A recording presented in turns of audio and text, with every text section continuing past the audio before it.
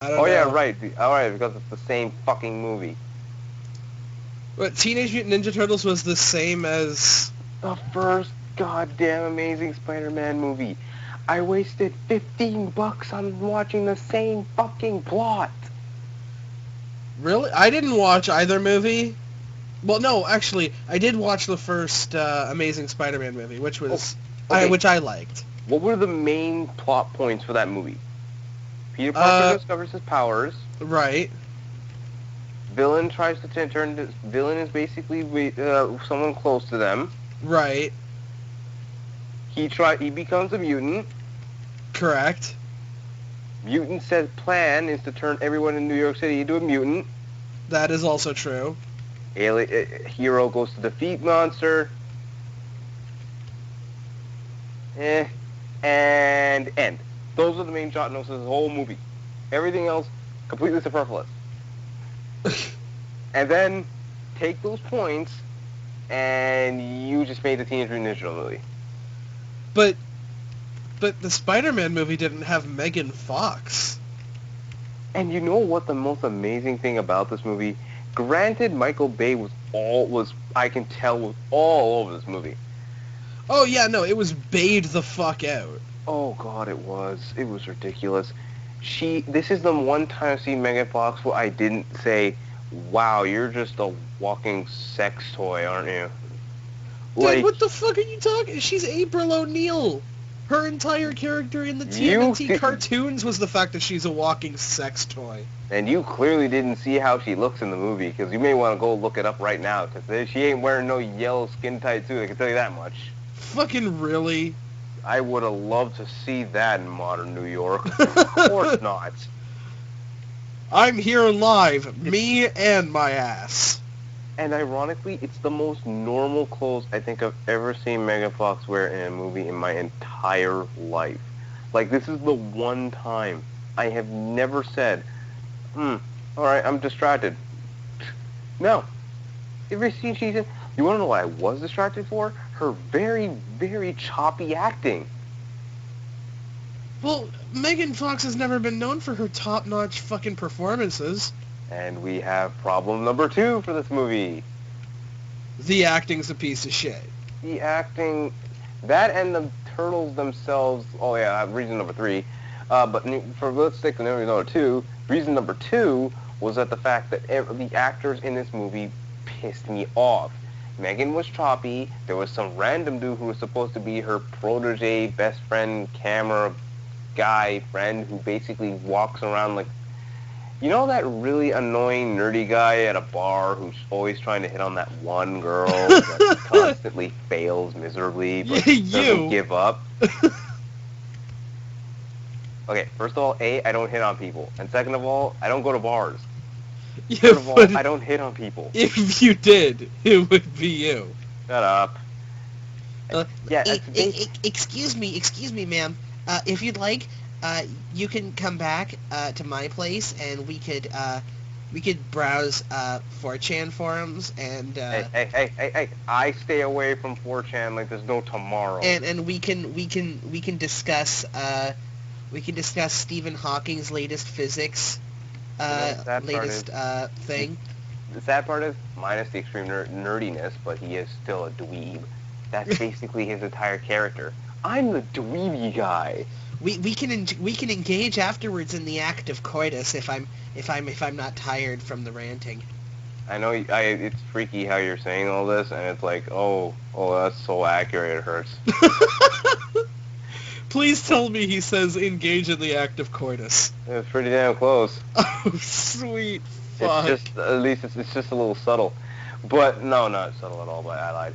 And then there's reason number 3. Oh, by the way, Whoopi Goldberg, I don't know why she's in this movie, and quite frankly, her being the news editor is about as believable as, like, me eating ice cream. It's not gonna happen. It's probably not gonna happen, though. It's not. Sure, her whole role was supposed to be J. Jonah Jameson. Whoopi Goldberg as J. Jonah Jameson. I'd watch that. And you don't. It's about as generic as it gets.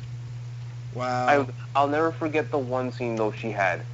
Do you want to know what Megan Fox does in the middle of the movie? If you don't mind a spoiler. I don't care. So, so I wrote the whole review down on Facebook one time. I remember, and I said Megan Fox in the middle of the movie. She's the kid who owns the turtles. Because remember in the whole series, we never know who the kid is or what he does. In fact, we completely forget about him.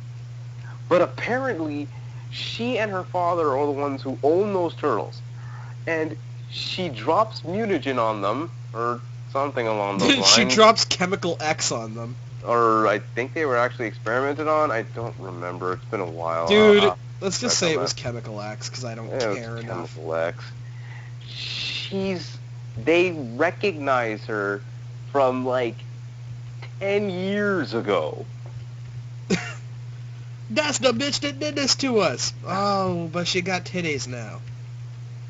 Fucking don't talk like that. That's exactly Michelangelo's character in the entire fucking movie. Oh my god, really? It's- He's like an offensive black stereotype? Every fucking line of dialogue he says is like that, and he's always hitting on my friggin' Megan Fox. Always. Oh my god, that is classic Bay. That his entire, when I say entire, I mean every line was always either something really offensively black and stupid, or it was hitting on Megan. No matter what. I'm like, Mikey, Dude, please. I might watch this movie just for like shitness factor. Like, Jesus Christ. This might be a fun movie to riff.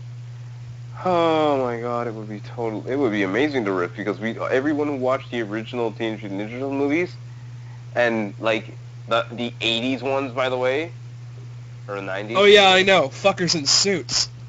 Those ones, the first one, I mean, was more authentic than this, because these turtles look horrifying. Oh, I know. I saw the pictures. No, that's even more horrifying when they move. Like, holy crap. I heard they look like Chuck E. Cheese animatronics. The CGI for these turtles is absolutely dreadful. They look horrible. And I know Michael Bay is capable of doing so much more, but he cannot find animators to animate like living things. They can only animate destructive robots, like the Shredder, who apparently has every power and more.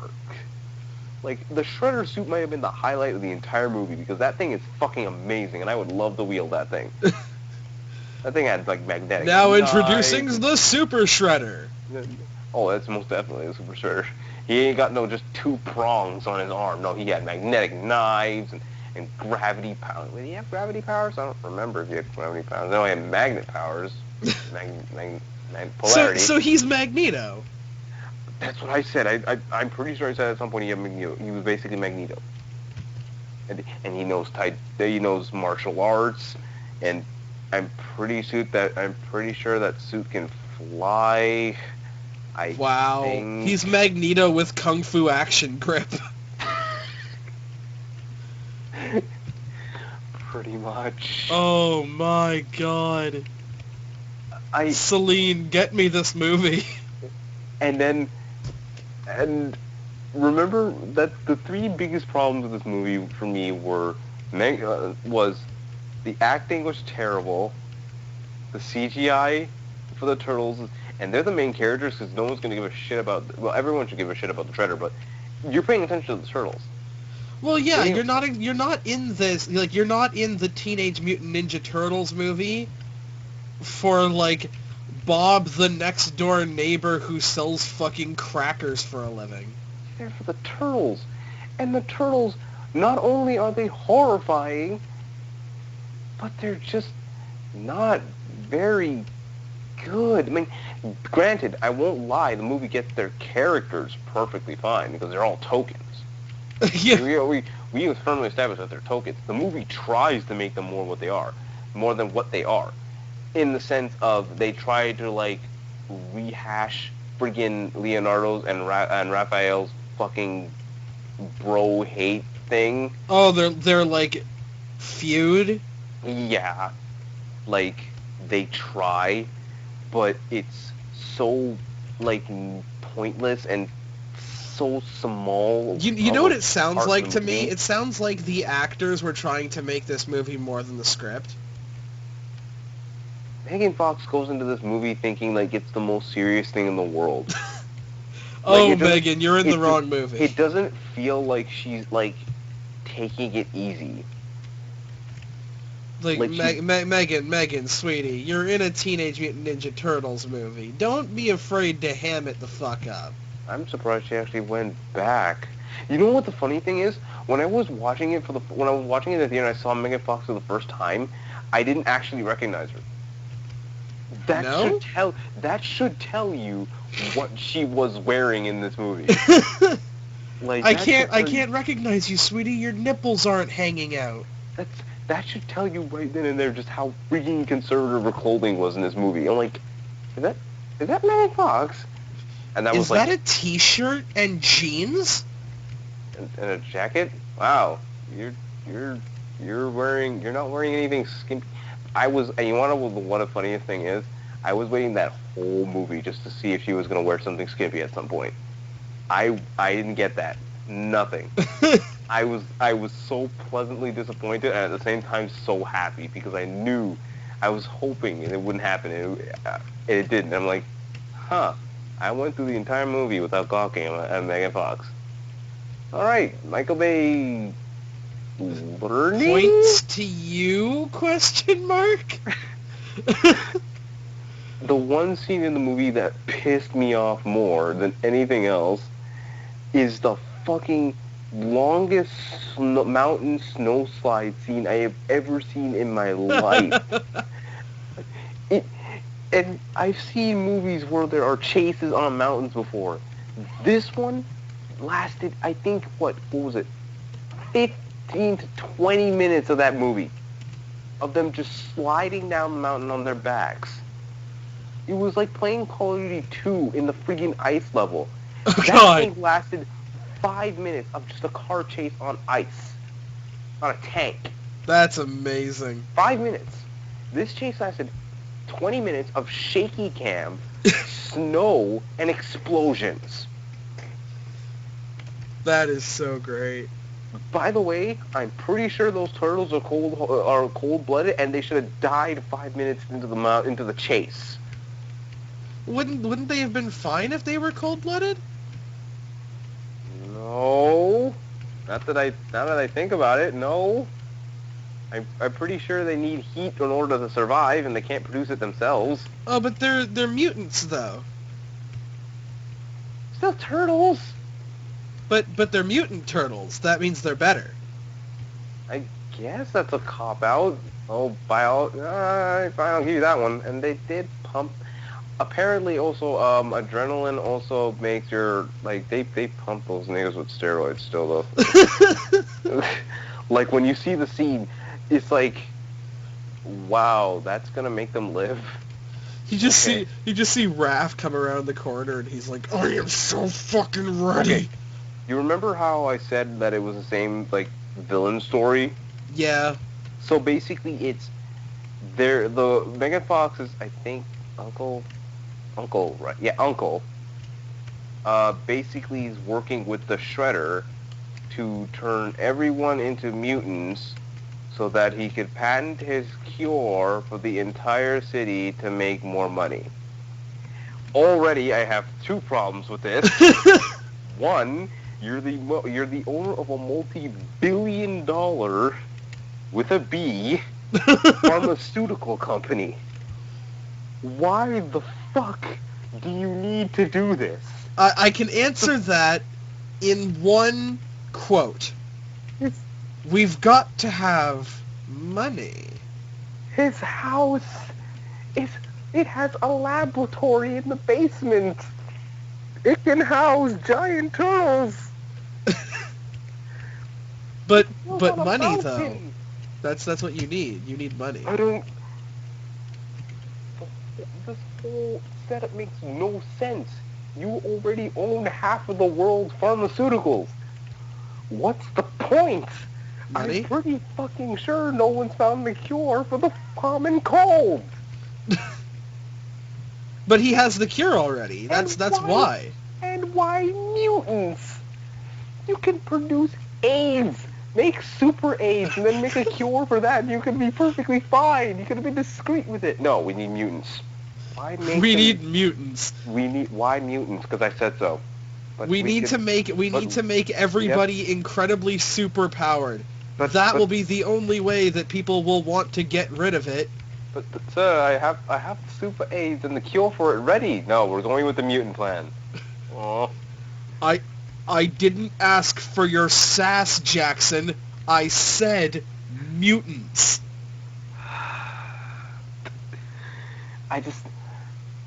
And it's just so stupid because the whole climax takes place on the tallest building in New York City. And yeah, they have a fight scene on the tallest building. Of course they did. It's a landmark. You have to have a fight on a landmark. What other movie did that? I don't know, every other movie in existence ever? Same goddamn... But it was almost frame... I wouldn't say almost frame for frame, but the shenanigans were almost similar. Jesus Christ. You know what it actually reminded me of, the whole fight scene? It was as if they took elements from the fucking Venom, Sandman, and fight from Spider-Man 3 and then merged it together with Amazing Spider-Man. Okay, to be fair, the fight with Venom and fucking Sandman is probably the best part of that movie. And yet, probably the most confusing and silly part of the movie. No. The silliest part of that movie goes to emo Peter Parker dancing like a fairy. And no, I don't mean that as a gay insult. I mean like a fairy. Like, straight out of fucking Fern Gully. Ooh, fucking creatures in Fern Gully dance better than him. Anyways. I don't know, did you see Fern Gully 1 when they found the fucking tape cassette? I watched Fern Gully 2. You haven't seen the first one? Kira, I watched the first Fern Gully back in grade 9. Wait, no. Grade, 5, actually. That was way back, actually. Tim Cuddy is amazing. God, Lord. I remember that movie from when I was a child. We watched it in class. They used that as an example for environmentalism. I mean, yeah. Well, you have to save the trees so that the fairies don't die. Kira, the only thing I learned from that movie was that Tim Curry is actually a very fantastic singer, and B, apparently he likes to haunt giant machines. With his toxic love. I also would learn, actually, now that I think about it, that might have been also one of the reasons why he turned into a killer clown and or spider. Huh. Would have been I wonder if there's a scene in the entire movie where I can, if I edit it out, I can punch in that whole phone call scene. Do you have Prince Albert in a can? You do? Well, you better let him out.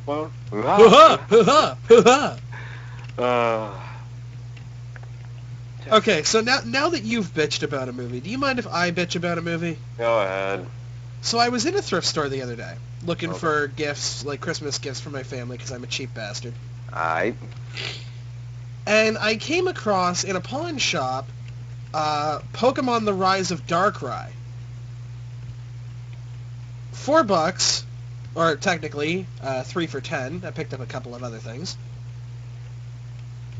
And then I came home to my grandpa telling me, well, we're not going to have any internet for a day, because I'm moving shit around the house. I'm like, okay. Gives me a chance to watch a Pokemon movie, and I haven't watched a fucking Pokemon movie in years. I think the last one I actually sat down and watched was... Did Jirachi Wishmaker come out after Forever? Yes.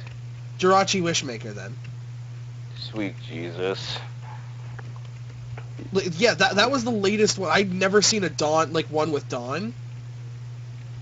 You didn't miss much. Oh God, no, I didn't. First off, that narrator can suck my ass. Welcome to the wonderful world of Pokemon. Did I not tell you how awesome the world of Pokemon is? It's pretty much like paradise. It's Eden. It is heaven. You would cut off your left nut just to be in the Pokemon world. Yeah, thanks for that, narrator. Where humans and Pokemon live in harmony always. Everyone loves everyone. That's why when the villain shows up, he's gonna be an asshole. See, we're pleasantly setting you up to the fact that there are bad people in this world who want to ruin all your hopes and dreams. Oh, by the way, you can't come to the Pokemon world because we're kind of dicks. They make it play off like it's the most fantastic thing in the universe. Hey, buddy, I live in a thing called reality where those creatures would probably tear my face off. Yeah. Can you imagine, like if the Pokemon world were actually real? Mommy, look at how great it is! That's a Charizard! Oh, shit. It's gonna eat your face. Timmy, don't swear. Oh god, it breathes fire. You want to know the most horrifying thing would be? What? You know Driftloon, right? Uh-huh. You know its pre-evolved form? You know what it does, right? Is that Drifblim? No. That's the one. There's the blimp one. Right. And then its pre-evolved form. Drift. I think it's Driftbloom. I forget what its name is. But you know that thing carries children away, right? Like, what? Kids take its hands, and the Pokédex literally says those kids get taken away. You never see them again. What the fuck? It's the pedo Pokemon of the universe. Oh my god. Like, there are things in the Pokemon universe that are fucking creepy. Oh, I know, trust me. I did not know that about Driftbloom, but yeah, wow. I don't remember which Pokédex entry it is, but I know one of them says that it takes children away and you never see them again. Wow. Dude, like, that's dark. We already know the Pokemon universe is dark as balls. We already know that their humans have turned to Pokemon. AKA Kadabra. Now, I don't actually, that. speaking of Driftbloom, or Driftbloom, or either one of them, so, of course, the story starts out with our great messiah, Ash Ketchum. Fuck Ash. Like, holy fuck, our messiah, Ash Ketchum. He's been the messiah since goddamn Pokemon 2000. And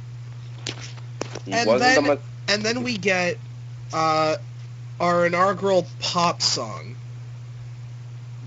And you don't know how funny this pop song is. Okay, like, it's got, obviously, like, the cardinal lyrics in it, like, you know, if we work together, we can be friends and overcome any obstacle and fuck the police, all that kind of good shit. Did I watch Darkrai? I think I did, actually, but I don't remember much of it. Well, allow me to recap. Fuck. So, yeah, it's got that, and then the chorus hits, which is just more of the same lyrics, except in the middle of it, they have, like, Pokemon! Yeah! Darkrai! What?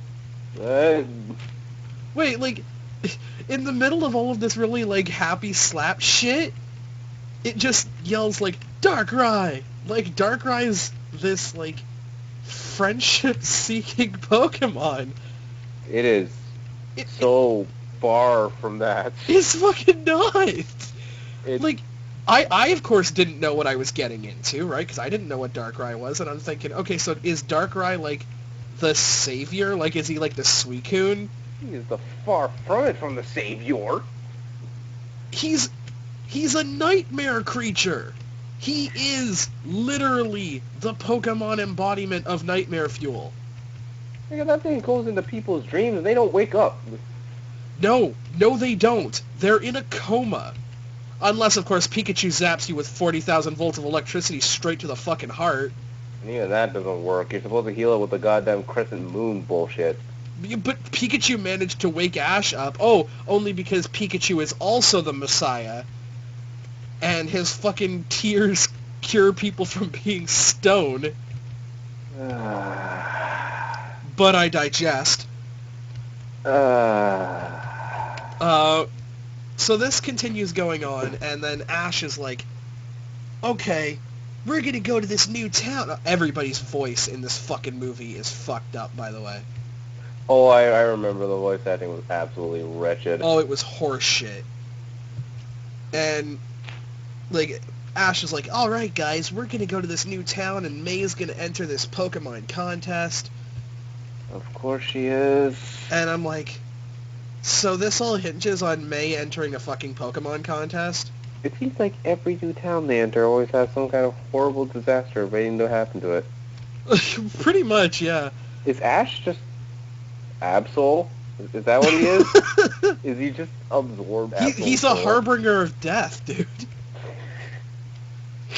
So, they're like, okay, well, this town should be right up here so that you can enter your contest. And she's like, oh my god, dresses! I'm not even kidding. She's like, oh my god, dresses. So you know all those other female characters we had before that were like strong, competent tomboys? Even May, who was kind of a strong, competent tomboy and still entered Pokemon contests? Which kind of make her actually, likable. Yeah. Well, throw all that shit away. We all knew what Dawn was. We got pretty dresses. We all knew what Dawn was. We all know when we were walking ourselves to a new movie, saw that skirt, jacket, shirt, thing. Yeah, what the hell is that? skirt jacket combo. What the fuck is that? Think about it. What we call it is a weather clusterfuck. The combat skirt. I'm sticking to that belief.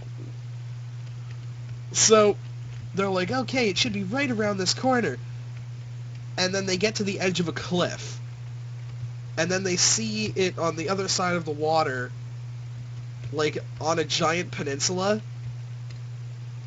And Ash is like, oh man, we're on the other side of the shore. I half expected to hear a wah-wah.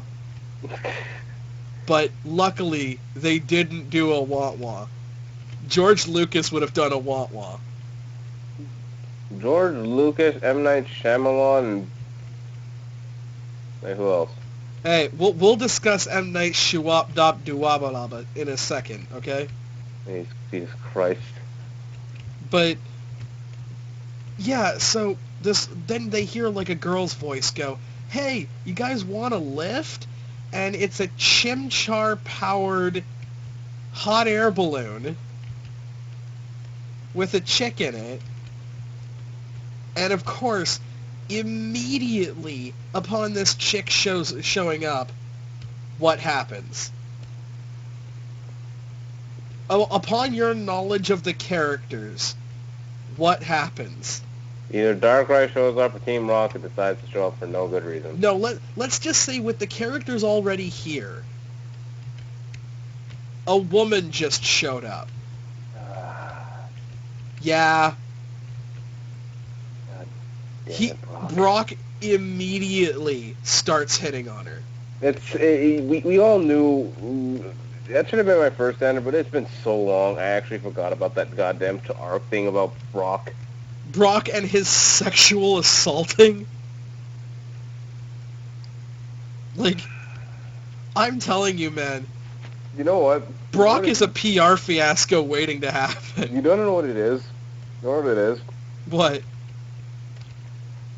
The reason why I forgot Brock's character, that point, is because I've been watching too much of the Pokemon Abridged series, the no whacking one. Oh yes, you are. That Brock is my favorite Brock ever. So he immediately starts hitting on her, and the thing that I like, oh, you'll like this, is she tells her name to him. I forget her name. I don't care. No one cares. She's girl who's going to explain the legend of the new legendary Pokemon. That's all you need to know. And so she says her name, and he's like, oh, why don't I have you in my book of babes yet? What? Who Who says that? I don't know, but it's certainly not Brock. Like, and why does he have a book of that? Like, there's a fine line between being Brock from Pokemon and being Moroku from Inuyasha. Like, and I'm telling you, even Moroku doesn't have a scroll of bitches in his fucking robe. I'm pretty sure the writers would have stabbed themselves in the hands if they ever did that. But someone actually had to write that Brock has a black book of babes. Oh my god. So, okay, let's assume for a second that she doesn't immediately call Nurse or Officer Jenny to blow a fucking hole 3 inches in diameter through his fucking sphincter. It's too bad because we all know Krogunk already did it. Well, yeah, Krogrunk hits him, and by the way, after 2 seconds, he's up on his feet. Oh, yeah. And she's like, how did you take a poison jab straight to the stomach and get up? And Dawn, probably one of the funniest lines in the movie, Dawn goes, he's used to it at this point. No, he should be dead, but whatever. Oh, yeah, because he has a fucking poison move being used on him, but okay. I refuse to believe, this Brock is Jesus. I gave him hope a long time ago. Well, there's that and the fact that Ash can, again, take 30,000 volts straight to the heart and not give 2 fucks worth of damn. True, very true. So, it's not exactly like the Pokemon universe operates on any sort of logic. Speaking of which... So, Team Rocket shows up. There it is. It's all coming back to me now. And Team Rocket, the very first thing I notice, Team Rocket has the same voice actors. And they're great. They're always great. But Team Rocket has a 2, maybe 3 second moment where they're like, we're gonna catch Pikachu. And then a couple of drift blooms blow up their balloon. Yep, it's all coming back now. The thing is, with every Pokemon movie, even after Jirachi, no matter what, Team Rocket is absolutely useless. Oh yeah, dude, I haven't even yet. Just, give me a second. My body.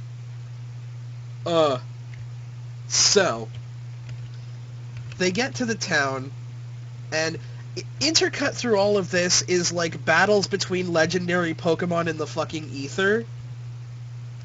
And like you see Dialga and Palkia, and they're just kind of blasting shit. You don't know what's going on. Like, there's no context. Shit be crazy, yo. Yeah, that sounds about right. And so then they get to the town. This nerdy guy, and his only character trait is to be Jeff Goldblum from Independence Day. He's like, I'm researching interdimensional travel and time and space in order to get me some coitus. Of course you are. Why wouldn't you be doing it at this coincidental time when Ash and his friends arrive right now? Right. And of course, he's researching fucking Darkrai, because Darkrai is a legend in their town. Not a good legend. Which has nothing to do with... And then the best character in the movie shows up, and simultaneously the worst. And I call him Captain Pompadour. And there's a reason. His hair is fucking ridiculous. But, like, they're all talking about Darkrai. And then suddenly you hear from around a corner, did someone say Darkrai? And then Captain Pompadour comes out, looking like a Pokemon version of Zap Brannigan. And he's like, I've been looking for Darkrai, and then when I capture Darkrai, I will make this girl my wife, 'cause I am Baron Pompadour. He's actually a baron, because apparently in the Pokemon world we have kingdoms now, Okay. I don't even think we have countries in Pokemon. What the hell is going on? No, but he's a Baron, though. Oh, what? He's the Baron of this city, because you can be a Baron of a city. Alright, but why is he trying to catch Darkrai? And Oh, what? okay, I'll tell you who he is. Who he is? He's a Pokemon trainer from the video games. Because he's like, wow, Darkrai. He's legendary. He's, there's only one of him. I'm gonna catch him. And I'm like, okay, we want to believe that he's an asshole. But tell me, if you found out where Darkrai was in a video game, you wouldn't immediately go to catch him. Yeah, in a video game, I'd go after that. There's no tomorrow. In real life, no, I'm going to stay away from that thing because it's going to kill me. Right. In my nightmares. That thing is basically the Freddy Krueger of the Pokemon world. Oh, it is. And it talks, too. So we can add that to the list of Pokemon who fucking talk in English. I'm sorry, it just sounds so silly. So, I guess with telepathy you can make that work. So, of course, Darkrai shows up, and he pulls... Baron Pompadour pulls out his Pokemon. Now, Darkrai is, let's assume, anywhere between a Dark type, a Ghost type, and a Psychic type. I'm pretty sure he's pure Dark type. Is he pure Dark? I believe he is. Well, okay. I didn't know this, and, I assume in the Pokemon world, at least, that he doesn't show up on the fucking Pokedex entries. Because if he does, I have a question for Professor Oak. I don't think he does. So let's assume he doesn't. We can assume that he's anywhere between a Dark, a Ghost, or a Psychic type. Yeah, sure, why not? What type of Pokemon would you not send against this guy? I wouldn't technically send out a fighting type at all. You wouldn't send out a fighting type? That would suck. What else? Let's assume, a fighting type won't be very effective against it, but it'll still hit it. Hell, I wouldn't send out a psychic type against it either, because Dark Weakness is... Once again, could still hit him, but it wouldn't do much damage. What is the only type that wouldn't even be able to hit him? I would say a ground type. No. I'm gonna give you the answer there, Celine. Let me out here. A normal type. Yeah. And the only Pokemon that this man has is a fucking Licky. I remember that Licky. He has a fucking Licky. Oh, I remember that fucking Licky. It's all coming back to me. And so he sends out Licky. And of course Darkrai runs through him. Yeah, pretty much. How this guy's Licky hasn't killed him is beyond me, because every time Darkrai shows up, he sends out Licky. I have to assume he's his only Pokemon. Which is depressing on so many levels. And he gets his ass handed to him instantly. And he's like, eventually, when I come back, I will capture this fuck weasel. Because Darkrai's an asshole. And then he hits Ash with a sleeping Hadoken and knocks him out and sends him to a dream world where he starts seeing shit and hallucinating, and it's a dream the fucking minute it happens. Yeah. And then Pikachu shocks him with 30,000 volts directly to the chest, and it wakes him up. It doesn't kill him like it should. Shouldn't even work. And Nurse Joy's like, you've been out for a bit. Not, the legendary fucking Freddy Krueger Pokemon hits you with a sleep Hadoken.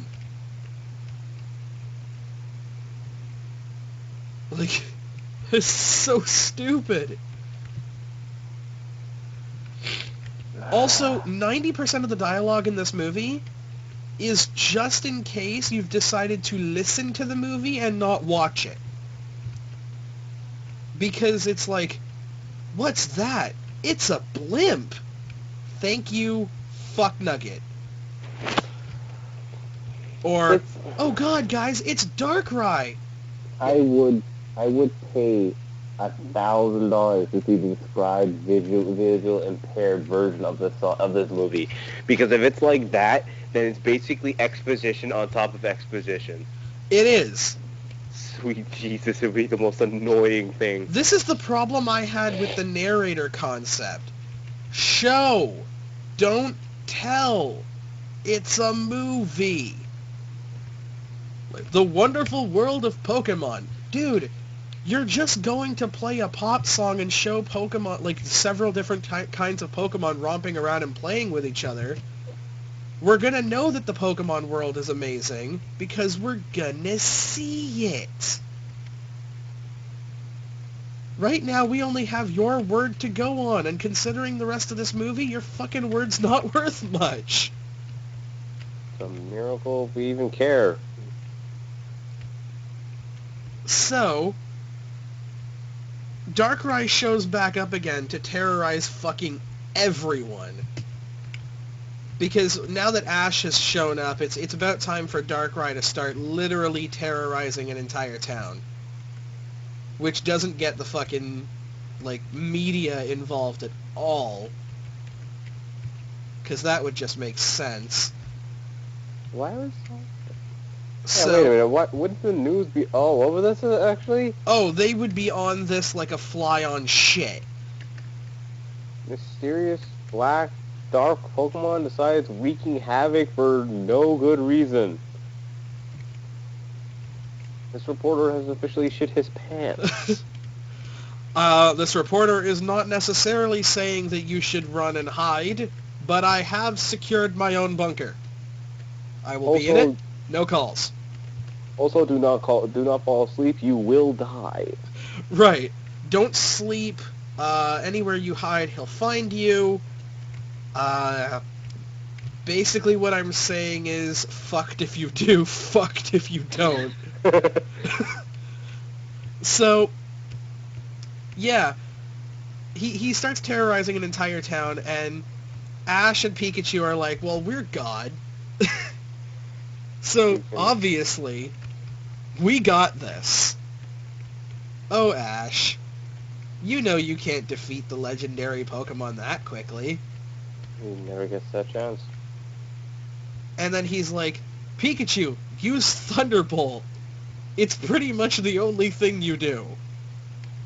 Yeah. And so, yeah. Man, Pikachu uses that Thunderbolt. He drops that Thunderbolt. And, it doesn't work. It never works on Legendaries. Why would you ever... Has he ever said thunder since the first goddamn season? Well, now here's the thing that got me. When Thunderbolt didn't work, he's like, hit him with Volt Tackle. And I'm like, he's gonna use a different move? He's gonna use a physical move He's on gonna him? use a physical move. On the fucking ghost. This thing can phase through walls. Don't mind that. It could just, I don't know, move to the left. Not even that. It decides to use fucking Double Team because apparently not only is he an asshole, but he's got a good sense of humor too. Like he's like, oh, okay, I'm gonna move to the left and the But right. now you don't even and the know left this again. guy's. You don't even know Darkrai's sense of humor. It is, for a lack of a better term, legendary. Because after he's done shit-kicking Pikachu, as you should, as anyone this should. this adorable Pokemon just has its fucking ass handed to him. After he's done that, he does the Sleep Hadoken to Baron Pompadour's Licky Licky. and to Baron Pompadour himself. No, Baron Pompadour stays awake, and then his body changes into a Licky Licky. And he's like, What? What are you guys staring at? How do you not notice you've gained 2 feet in height and 200 pounds in width? Also, your tongue is the heaviest thing about your body right now. Oh, I thought that was a really big missed opportunity, because, like, it's a kid's movie, right? So these fucking kids will laugh at anything. It would have been really cool to hear him speaking like this. Your tongue is roughly the size of a meter stick. You are not talking like a normal person. I don't even think you can form proper consonants. How the hell is he able to talk with that tongue? I don't know, but he fucking does it. What?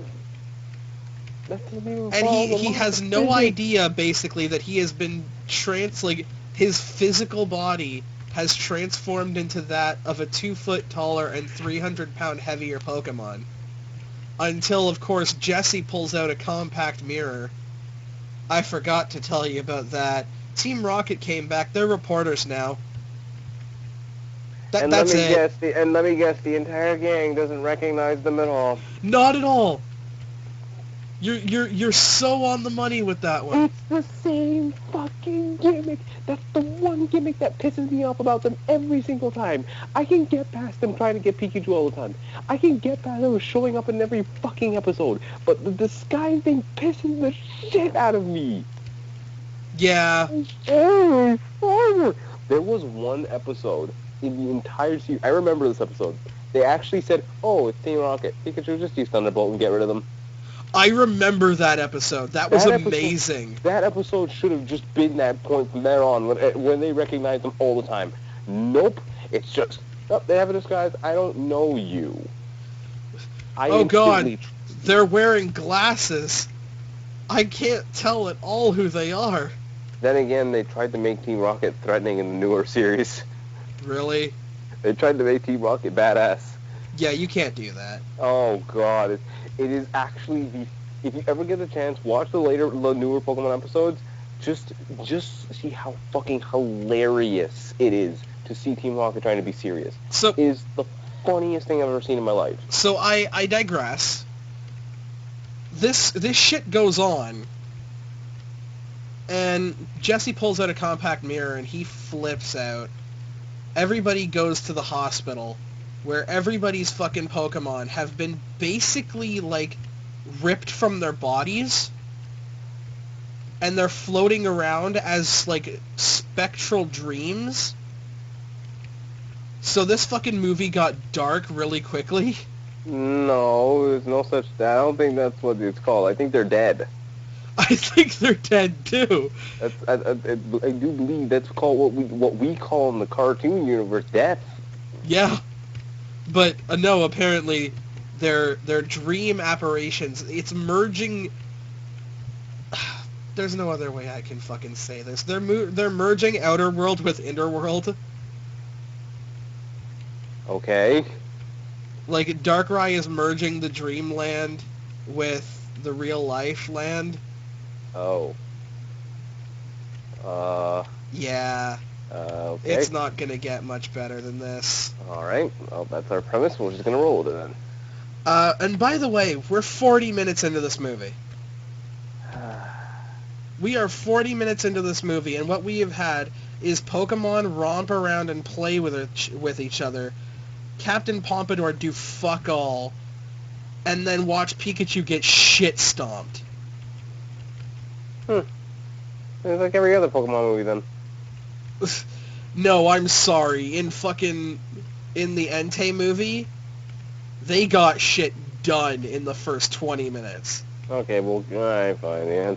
The first 3 movies don't count. Those are probably the only good ones. I liked Jirachi. Like, I liked almost every movie up to Jirachi Wishmaker. 4 was okay. Jirachi Wishmaker has... I hate saying this. After the 4th movie, all of them had the worst premises. Like, this... Every single one had the worst. I'm sorry, I'm distracting you from your summary. Continue. No, don't worry about it. No, I agree with you. It's some contrived shit.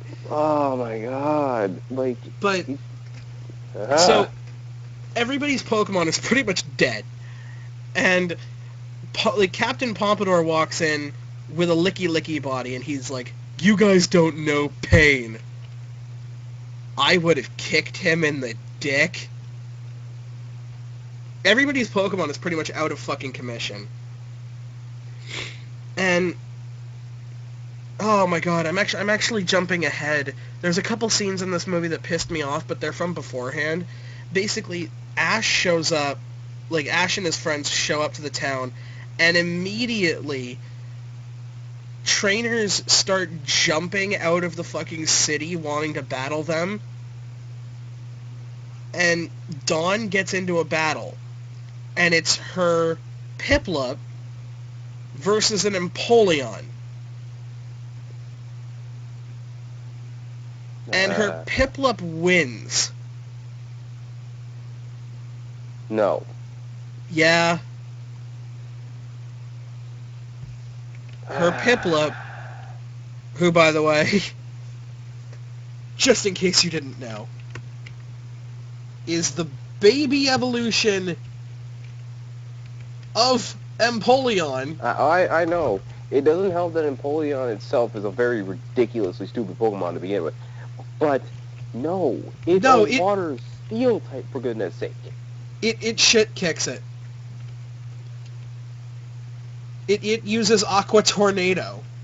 That's a Pokemon attack, right? Whirlpool, which is one of the weakest Pokemon moves in the game, and I do not know why in the TV show they make it the most powerful thing since fucking Hyper Beam. Oh, by the way, Licky has Hyper Beam. Everyone should teach a Licky Hyper Beam. I don't know why you wouldn't. Actually, the fucked up thing is, I liked Captain Pompadour before he turned into a shit pistol, because the first thing he hears is like, Darkrai's shown up.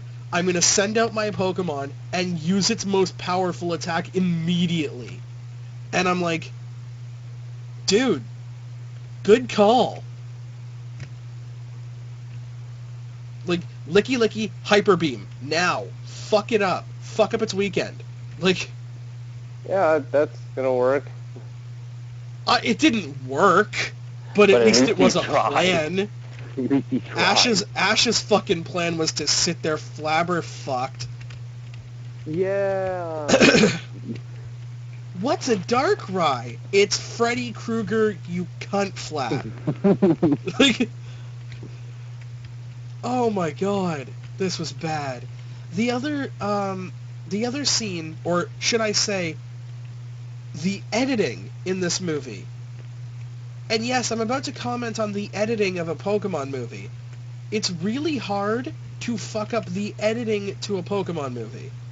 But they did it. Because here's the thing, and I'm not even kidding, I did not edit the footage of the movie at all.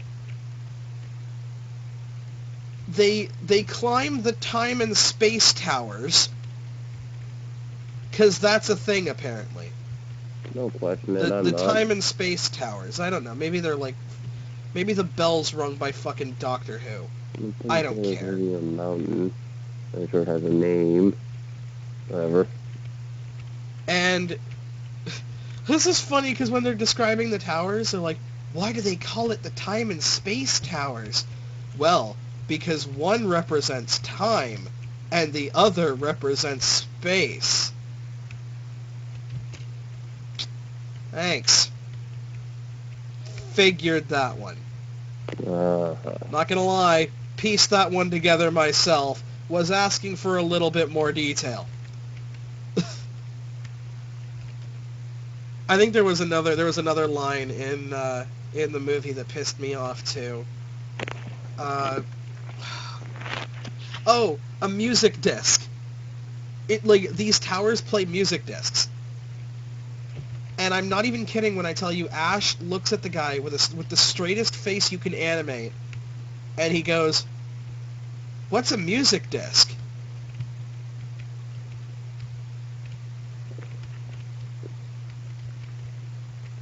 It's a disc. No words. None. It's a All disc, gone. Ash. And it plays music. Try to keep up. No words. None. I got nothing. So, And after we're done explaining to Ash what a fucking music disc is... wait, hang on. I have a question. When they tried to explain it to Ash, they gave it like an extra. Dude, why do you sound like you're elaborate- really far away? Sorry. Better. Yeah. Did they give it like a long, elaborate explanation of what a music disc is in detail? Well, no, he goes into a long, elaborate discussion of what the tower does and the different types of music you can play. So. And all I'm thinking of, like... So he didn't even answer Ash's question. He didn't even really answer Ash's question. It was more like a, oh, God, you're dumb. I'm not even gonna. I'm not even gonna dignify that fucking question with a response, you twat. I love that. He didn't even answer the question. He's just like, I'm gonna explain something else because you're an idiot. Right. Oh my fuck. Okay. The second scene is once they're done climbing the Tower of Plot Convenience, Ash exits the tower and is immediately jumped by the same fucking trainers. And they're like, come on, you want to do battle with me? My Empoleon really wants to play. Right. Come on, Ash, battle me, Ash. And of course, like, they have to go after fucking Darkrai. But we can have a battle. Now it seems like a terrible time to decide to start fisticuffing one another in the middle of a tower when a fucking Freddy Krueger demon spawn is coming after you. But it seems like a perfect opportunity to find to just wail on your Empoleon with my Pikachu. And of course, everybody asks Ash to battle. So of course, I said May. Of course, Dawn and Brock are the ones that battle. Yeah, it's not even Ash. Ash just kind of sits there and watches. And we go through a full battle sequence. Like, you know how the original one was just, like, shitty pop music? Yeah. While the Pokemon just wailed on each other? Yeah. This is a full-out, like, 5 to 10 minute Pokemon battle. 5 to 10? I would hazard a guess at least 5 minutes. That's, in Pokemon movie terms, is way too long. Yeah, it is. Like, this battle could have been an episode. And these characters, I have no reason to care about any of them. They don't have names. I'm not even kidding. Like, I'm not saying that, like, their names don't matter. They don't have names. It's so fucked up. Now, here's the thing. It goes, Ash, can you battle me? Sure. Pokemon get busted out. Empoleon, use this. Immediately cuts to fucking Palkia and Dialga shooting each other. It cuts to fucking Darkrai smiling like Michael Sheen. It cuts to an intergalactic space battle. Cuts to the nerdy guy. Cuts back to the Pokemon battle. All in the matter of... Let's be generous here. Let's be generous. 30 seconds. There's no way you can keep track of what's going on in that entire sequence of events in 30 seconds. I don't usually talk out loud when I'm in my room, like, not on Skype with someone. But that was the first time I had to look up from my Binding of Isaac Rebirth and go, what? Guys, stop it. The fucking editor was on Quaaludes or something. I think I remember that too. I was like, what? It was so messed up, I didn't get it. I think I was with my brother when we were watching this movie, just laughing at the stupidity of it. It's gotta be really bad when you and your brother agree. The only time me and my brother ever truly get along is when we're watching a shitty movie when we're really bored and we just start making fun of it. I might have to riff a bad movie with your brother then. Maybe that's the only time I'll actually be able to stand him. No, even then, me. Dude, are you like pulling out your mic? No, it should be fine. It was cutting out there just for a couple times. Oh, it might be just the connection. It's been winging out all night. But yeah, I'm not even kidding. It was at that point, like, when all of this just fucking bullshit starts going down, that I turned the movie off. Grandpa's like, we can get your internet back up and running. Thank you, God. Because I can't do this anymore. I bought this Pokemon movie to reinvigorate my love of the Pokemon series. And Yeah, I think I hate Pokemon now more than ever. You made a mistake trying to watch the movies in the first place. Usually it's like the movies that I like. The TV shows bore the shit out of me. And yet the TV show is probably the most accurate thing. The movies are so useless to the actual Pokemon existence that it's actually kind of hilarious. The first 3 movies are the most important one in the entire series. 4 is sort of, The 5th movie is when it started to go downhill. And, the 5th movie is when it started to go downhill. After that, the entire thing is completely pointless. All of them. So I was done. I was just like, turn this fucking movie off and give me my Isaac back. You never saw the end of that movie, did you? No, I didn't. There's no way. I just didn't care. I was like, okay, so it's Pokemon versus Freddy Krueger and a guy with a pompadour who's now a fat Pokemon who can't do shit. If I remember from watching the movie, Palkia and Dialga show up at that point. They wombo combo Darkrai because Darkrai thought, you know what I'm going to do? I'm going to try to fight those two together. Yeah, you think that's going to work. And yeah, the gods of time and space. Good fucking job, stupid fuck. And I'm thinking that there was supposed to be some kind of weird plot device with Darkrai and this chick and town, time. And this chick, she plays Leaf music. Okay.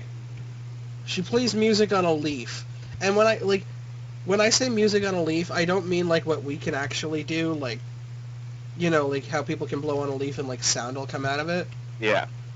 No, I mean like she can play full fucking sonatas on a leaf, and it causes Pokemon to instantly stop fighting.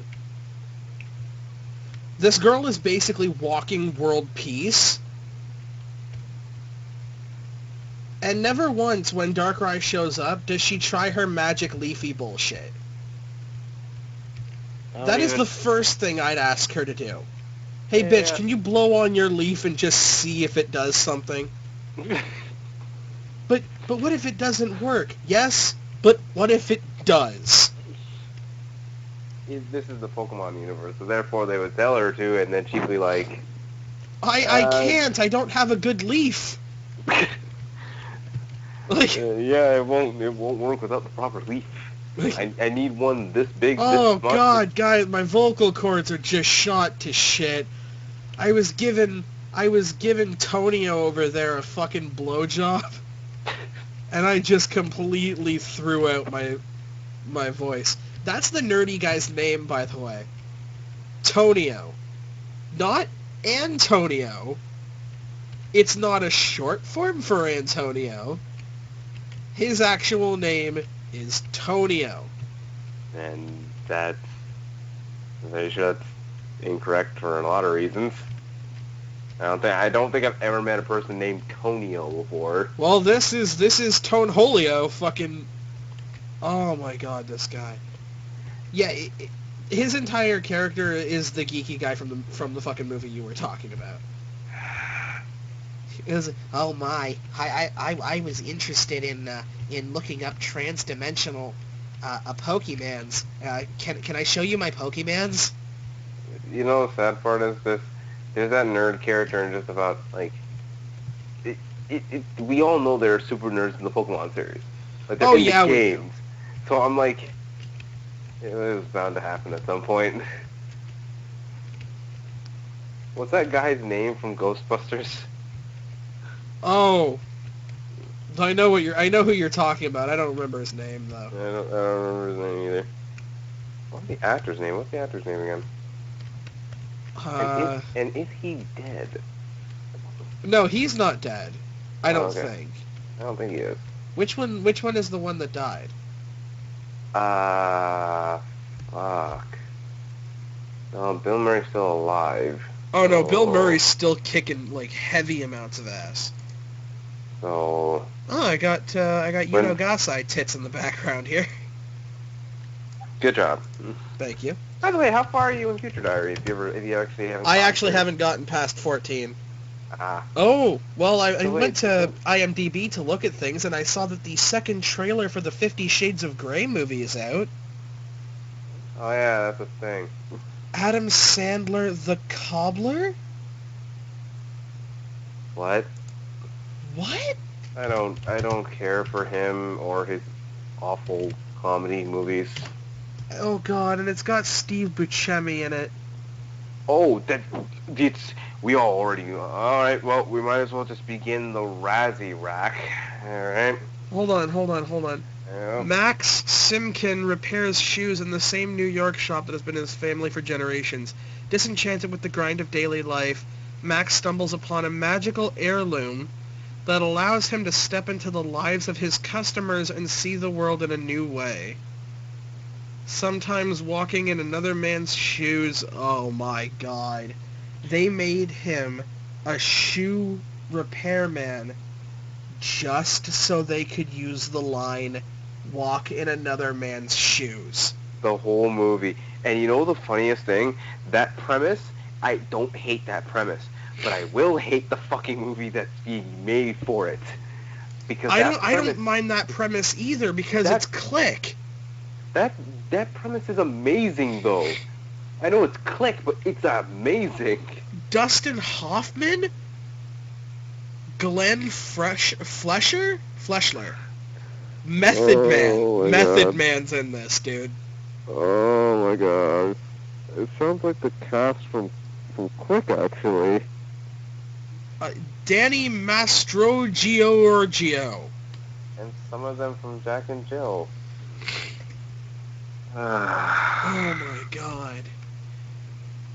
I know this movie's gonna be shit. Like, you know it is. Like, it's already got a fucking review, and the movie's not out yet. How is that possible? I mean, advanced copies from critics, I guess. What's it say? 5.7. Yeah. That's a pass.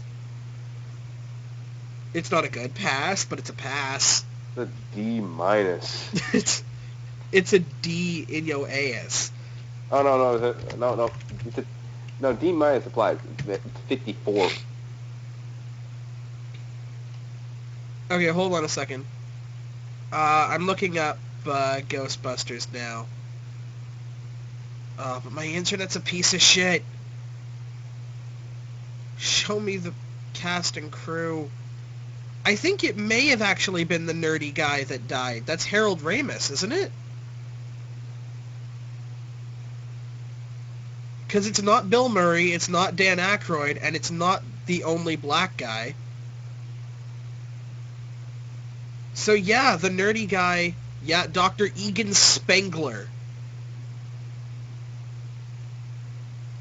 Yeah, it was the nerdy. Dion?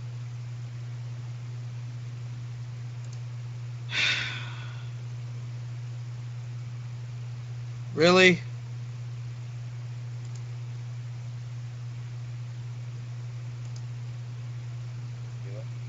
Hey, shit pistol, you want to try not dropping the call? Yeah, that wasn't my fault. The internet connection failed. So yeah, it was Harold Ramis, the one that died. I knew he did. unfortunately passed away at some point. Harold Ramis, no. I know. But I knew he was dead. Why did I know that?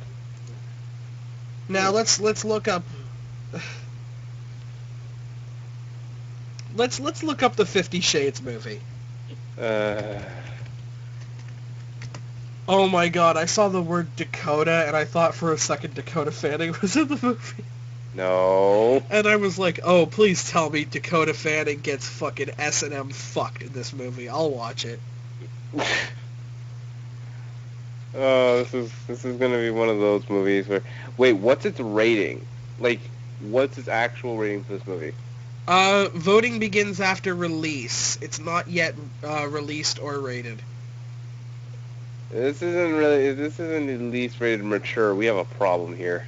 Oh, like, Because that's my first indication of what this movie is actually going to be like. oh, you're asking like if it's like PG-13 or something like that. Yeah. I don't know. I'm looking at the details. I know it was fucking filmed in Vancouver. Oh, Vancouver is the S&M capital of the world. When that happened, I thought that was Amsterdam. I have no idea. Damn it, Vancouver! You can't just steal Amsterdam's thunder. That means that's not the reason why I'm going there. It better not be for the weed. I'll kick your ass. No, I want to go to Amsterdam because I actually like the Dutch. Drama. No, it doesn't say the rating. Well, we'll just have to wait and see for that one. It's 50 Shades of Grey. I don't see it getting a PG-13 rating. Yeah, but we've seen other major books that should have gotten higher ratings than lower ones. So here's the thing. I've never read the books, but I don't have to know what the two main characters' names are because they're the ones that sound like a fanfic. Christian Grey and Anastasia Steele. Who names their child Anastasia anymore? I don't know. I think it's a pretty name, actually, but I'm telling you, the name Anastasia Steele, that's an action movie hero. Anastasia Steele. Mr. Bond, they call me Anastasia Steele. Yeah, oh God. I will be accompanying you on this mission. Someone needs to do me a huge favor. We're going to England to kill Christian Grey. Oh God, it is less like a. Oh God, it really does sound like something out of a James Bond. Oh my film. God, there's a guy in this movie called Max Martini. Are you fucking kidding me? That's not a character name. That's his actual name. There's a guy out there whose family lineage is last named Martini. Yes. That is irony. That's There's like a lot of irony. Can you imagine if he got into a car crash and lived? Max is a little stirred. Actually, he's shaken, not stirred. Oh. Okay, so... Oh, I'm gonna burn your house down. That was terrible. So first off, 50 Shades of Grey is being directed by a woman. Alright. Her name is Sam Taylor Johnson. So at least we have our porn movie being directed by a Johnson. Your friends in your Johnson. She directed a bunch of short films, including James Bond Sports International Women's Day. What? Yeah. Repeat that title for me, please. James Bond Supports International Women's Day. That's okay. Thank you, James Bond. This is Daniel Craig James Bond, by the way. Oh. So he supports it. Anyway, Okay. Let's go to the actual main actors. First off, Jamie Dornan. He was born in Belfast, Ireland. He was in The Fall. I don't know what that is. He was in Once Upon a Time as Sheriff Graham the Huntsman. Okay. He was in Marie Antoinette. Don't know what that is. He hasn't done anything else. Oh, fresh actors, which is fresh meat. And then Dakota Johnson, she looks kind of cute. Cute is not what She's we're an going American fashion model and actress. for. Cute is not what we're going for this movie. She's the daughter of Don Johnson and Melanie Griffith. Wait, what? Yeah. Oh, this is is this her first role? Oh no.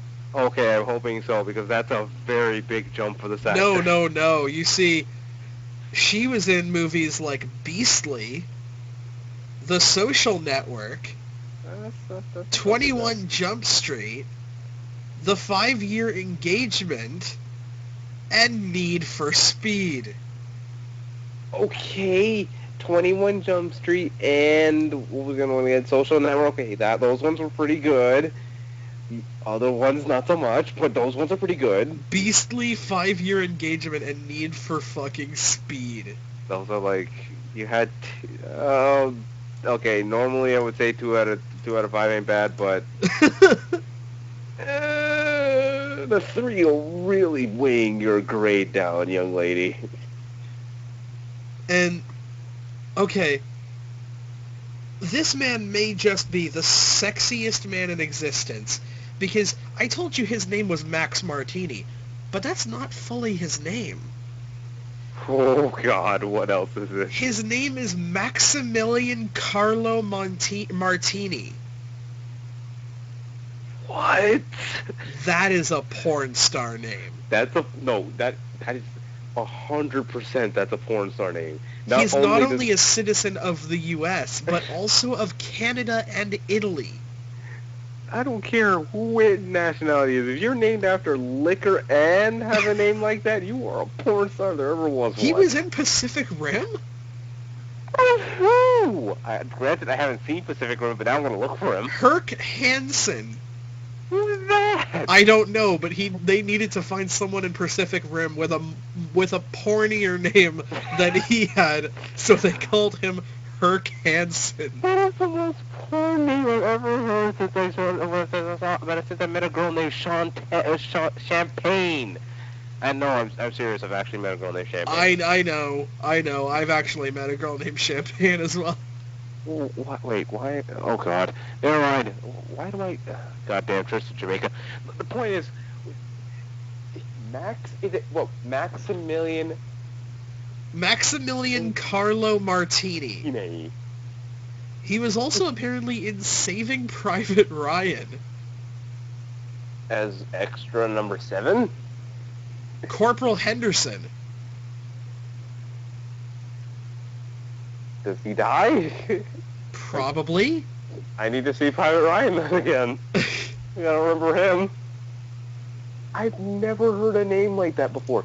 It's like if you desperately were trying your hardest to make your name sound as sexy as possible. Right? Like, I'm gonna fuck you with my name. This is like the most try-hard name I've ever heard in my life. It makes Esteban Julio Ricardo de Ramirez sound like a fucking saint.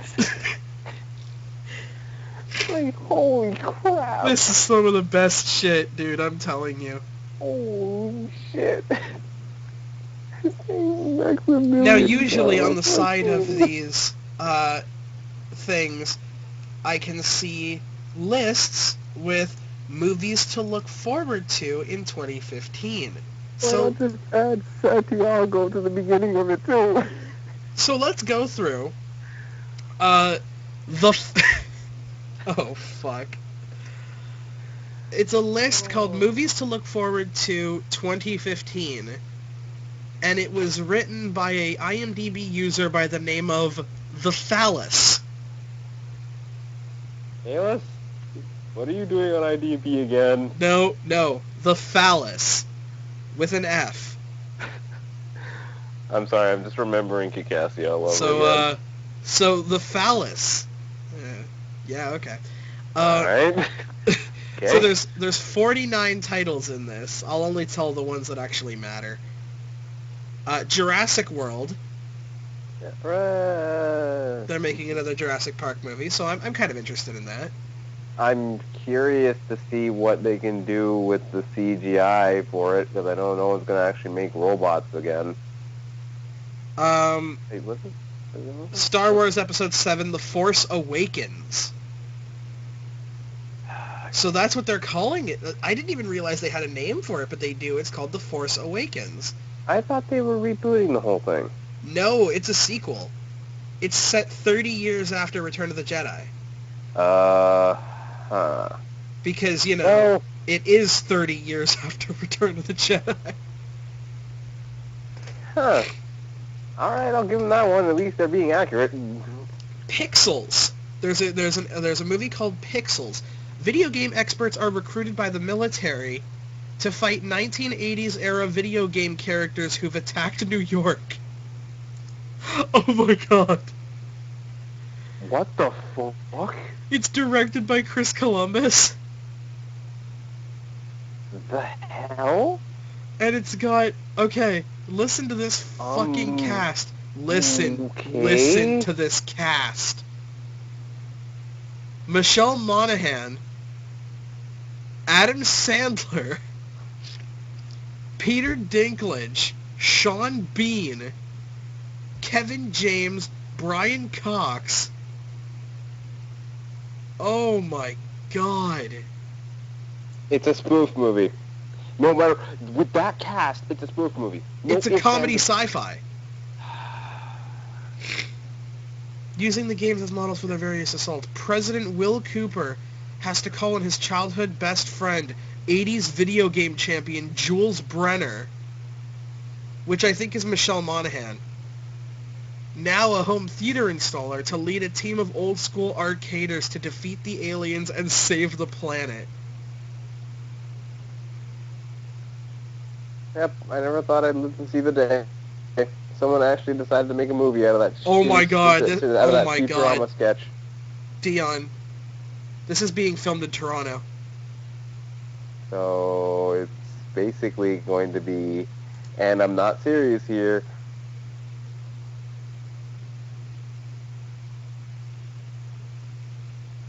Are you gonna finish that sentence, or?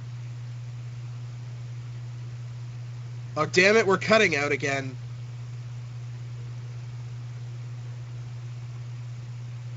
Apologies. Well, I mean, like, Dion doesn't even know I'm recording, so... I guess, I'm gonna go ahead and keep naming off shit. I'm gonna try and call him again. Let's see if it works. I don't think it will, though, because... Yeah, there's an internet connection problem on my end. It's on my end.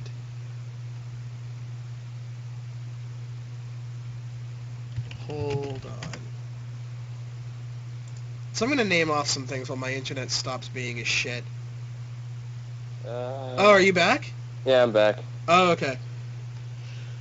So, rest of the movies, I'm going to fly by a couple of these because we know what they are. Avengers Age of Ultron.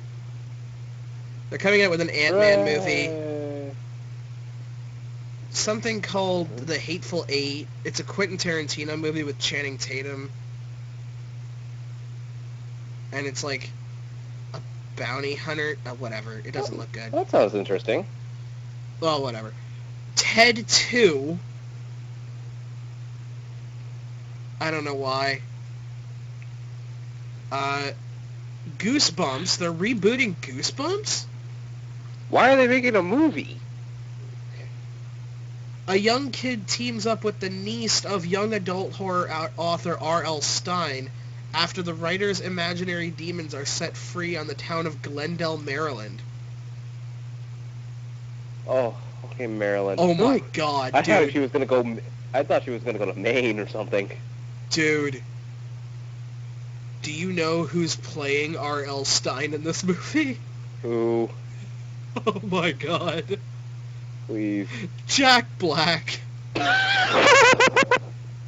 What? Okay, I didn't hear that right. Oh no, playing no, R.L. you heard it Stine? right. You heard it right, fucknut. It's Jack Black. This is gonna be great. It'll. I'll watch it. I'll give it a shot. Why not? Okay, and then Terminator Genesis, and it's spelt Genisys.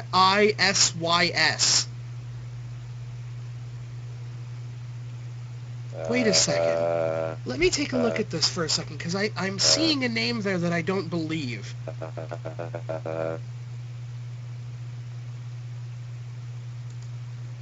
Because I'm seeing Arnold Schwarzenegger, like, apparently Schwarzenegger's back in this one. The year is 2029. John Connor, leader of the Resistance, continues the war against the machines. At the Los Angeles offensive, my internet cut it out again. And then the web page crashed on me. Apologies, we're having technical issues.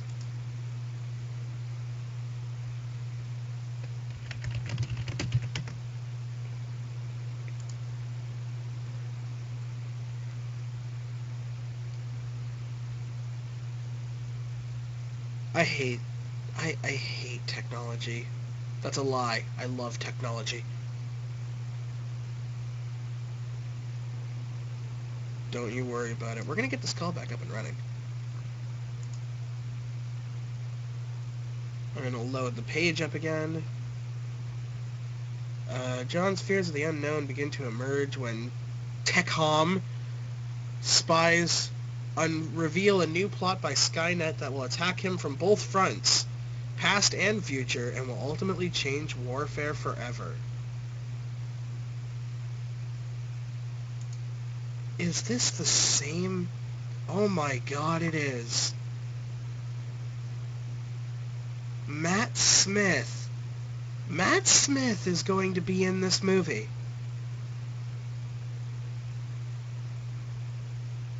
He's also going to be in Pride and Prejudice and Zombies. Wow.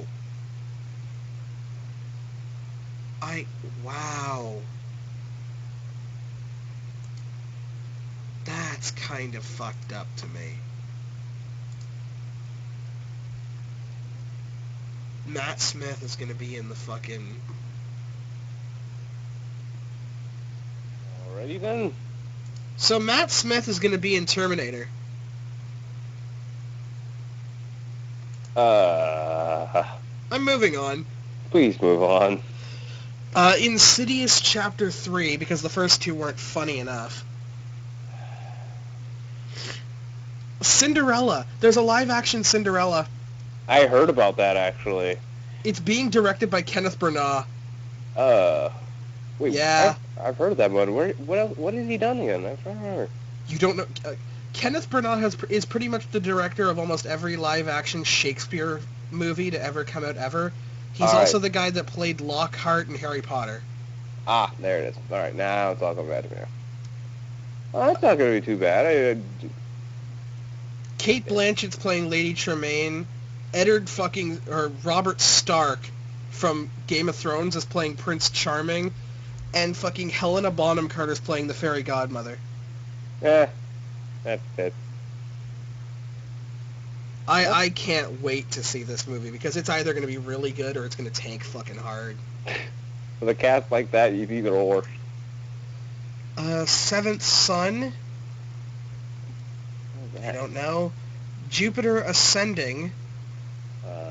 In the future, a young, destitute human woman gets targeted for assassination by the Queen of the Universe and begins her destiny to finish the Queen's reign. Wait, what? Yeah. She's targeted by the Queen of the Universe. And her name is Jupiter Jones. Now, is there a good part to this movie? Yes. It's from the creators of the Matrix trilogy. Which I consider to be a pro, not a con.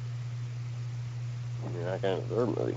And it stars Channing Tatum and Mila Kunis.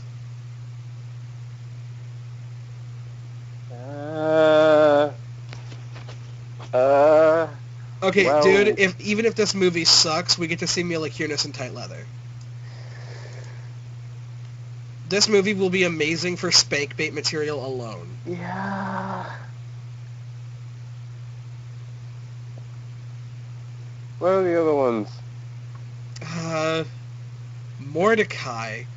Art dealer Charles Mordecai searches for a stolen painting that's reportedly linked to a lost bank account filled with Nazi gold, and it's played by Johnny Depp. Why does that sound familiar? I'm pretty sure there was an art dealer named Charles Mordecai. I'm also pretty sure there was another movie that had a similar premise before. Something else about Nazi gold. Hitman Agent 47. There's a sequel to fucking Hitman. Okay. Mad Max Fury Road. Are you? Yeah, there's a Mad Max movie coming out. Oh, that's gonna be amazing. With Tom Hardy and Charlize Theron. Questionable, but still very amazing. Assassin's Creed. Fucking course. You can make a movie out of fucking Uncharted. Why Assassin's Creed? Hey, Assassin's Creed could be a good movie. No, you fail to understand the rule of cinema. That dude, don't you, Tila? Have you forgotten the golden it's starring Aiden Adams and Michael Fassbender. It's gonna suck. I didn't even know there was a Fassbender. Can you bend fast? Oh my god. Everything was great until the Fast Nation attacked. Oh my god. No, but me and my brother, we believe that Aang can master fast bending. It's gonna suck. He is the Avatar. Have you actually seen Legend of Korra? I haven't even watched the entirety of fucking normal Airbender. Are you serious? Yeah, it really wasn't a thing for me. That's fine. And then there's a live-action Jungle Book movie being made. Oh, neat. With Scarlett Johansson playing Kaa, Bill Murray playing Baloo, Idris Elba playing Shere Khan, King Louie is being played by Christopher Walken, Ben Kingsley is Bagheera, and random Indian kid from nowhere that no one knows about is playing Mowgli. That actually sounds like a comedy cast. That actually could work. Christopher Walken and Bill Murray playing off each other. It's a match made in heaven. I'm gonna watch the shit out of that. Crimson Peak? Oh, that. I think it's a remake. Never mind then. And it's being directed by Del Toro, so can't be too bad. The Conjuring 2, The Enfield Poltergeist, which is actually a 2016 movie, so I don't know why it's on here. 999. Well, The Conjuring was lame. Silence. Splinter Cell. Yes, they're gonna make a Splinter Cell movie. Are they basing it off the book, or are they basing off the games based off the book? Yes. I hit you with a laser, just call you a smartass. Now, you want to get another movie that sounds like it's gonna suck ass through a bendy straw? Sure. There's a movie called Outcast, and it was actually released in 2014, but only in China. In September of 2014, a mysterious warrior teams up with the daughter and son of a deposed Chinese emperor to defeat their cruel brother who seeks their deaths. Who's starring in this movie? Well, wouldn't you like to know? First off, we have Yi-Fei Liu, who you might know from The Forbidden Kingdom, and that's it. And then the other two people starring in this movie. Are you ready for this? Are you ready for this, Dion? I'm riveted. Is your body ready for this? I'm absolutely not. Hayden Christensen. You do know who that is, right? Yeah. And Nicolas Cage.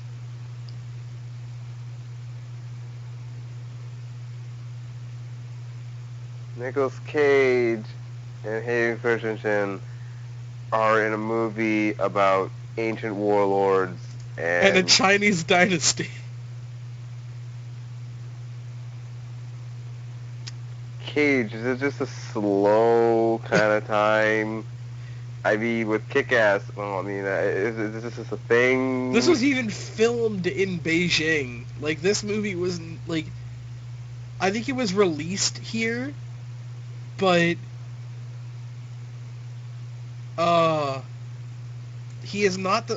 apparently Cage is not the main character, and his role is not interesting. That's a crime already. No, automatically the movie sucks. If you don't even make if you make a character and you give that character's role to Nicolas Cage and it's not interesting, that it doesn't even say the character isn't interesting. He isn't interesting. Your movie sucks. Oh my god. Like, okay, it sucks hard. 31. 5 people are kidnapped on days leading up to Halloween and held hostage in a place called Murder World. While trapped, they must play a violent game called 31, where the mission is to survive 12 hours against a gang of evil clowns. What? And this movie is directed by Rob Zombie. And it stars Sherry Moon Zombie. Are you fucking kidding me? Every single person with a phobia of clowns I need to take them to this movie. And he's apparently Rob Zombie called this his most brutal film to date. Jesus Christ! And this is Rob Zombie we're talking about, the House of a Thousand Corpses guy.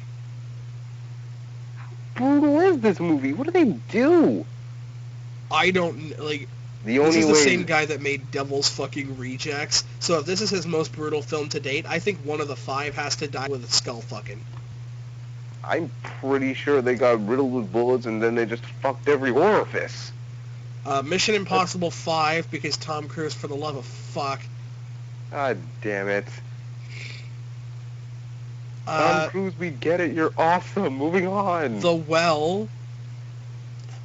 That doesn't sound like it's not a murder mystery movie right there. Psychological thriller. Of course. The Theory of Everything, which is a romance movie about the life of Stephen Hawking. K. Romance movie? Romance. Yeah. Does Stephen Hawking get a lot of action that I'm not aware of? Maybe when he was younger, he got some serious poon.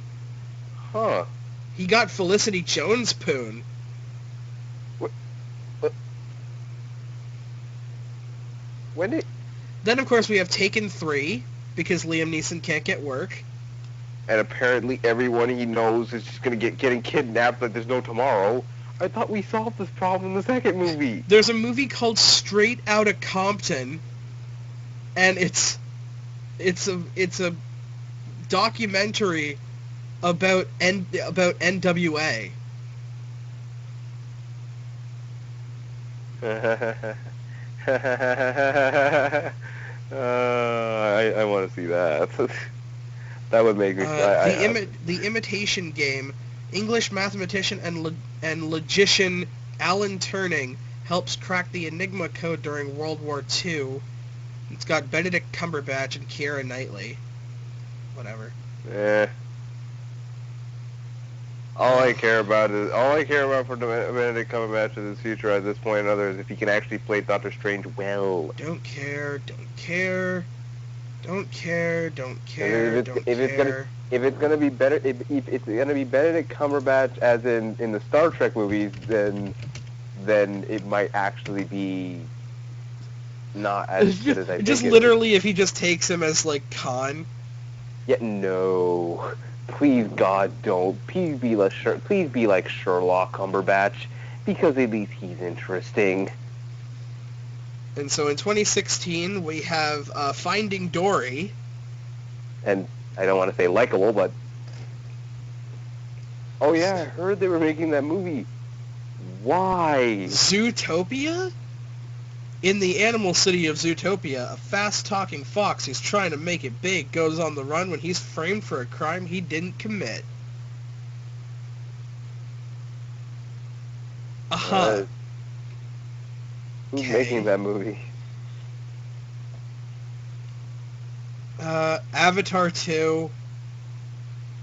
I'm fine with that. I can't fucking believe why. X-Force. They're making an actual movie of X-Force. James Cameron, why? It gets worse. It gets worse. Don't worry about it. I haven't even gotten to the cream of the crop of the shit yet. Why? So we've got How to Train Your Dragon 3. I'm looking forward to that. Made $1 billion. And then Angry Birds. I'm going to repeat that one. I don't. I'm going to repeat it anyway. Please don't. Angry Birds. Okay. Forget Avatar 2, because Avatar 2 pisses me off for the sole reason that he's actually making a movie sequel for a movie he won several Oscars for, got $1 billion for. This Angry Birds is getting a movie, and I'm still waiting to see a movie for Star Fox? Fuck you! Because you can make a movie off Star Fox. The untitled Loch Ness Monster Project. Serious? Alice in Wonderland Through the Looking Glass, which I'm looking forward to. Everybody hated the first Alice in Wonderland, and you can suck my dick right off the edge of a cliff. I didn't hate the first one. I just thought it was pretty unnecessary. Oh my god, it's actually happening. What? Make love, my friend, not Warcraft.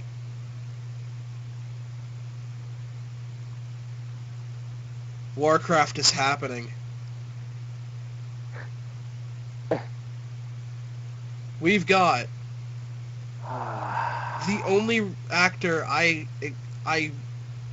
like know in this is Dominic Cooper. It's a movie. It's a World of Warcraft movie. It was bound to happen. Is it going to be live action or CG? According to several Warcraft websites, it will be live action with some CG elements. It has been said by Chris Metzen that it is a live action film. It is generally referred to as the Warcraft live action film. So this will be live action. It will be Warcraft, and it's coming out March 11th, 2016. They need to have a Leroy Jenkins scene. It would be a crime if they at least didn't even make a. Well, no, that's because that's World of Warcraft. They're doing Warcraft first. Okay, never mind. But they have a sequel. Then I will have my dreams. And then X-Men Apocalypse. To be fair, I haven't seen any of the X-Men movies since X-Men Wolverine. Oh, that's who Fassbender is. He's Ooh. Magneto. Oh. Huh. So Metal is Fass.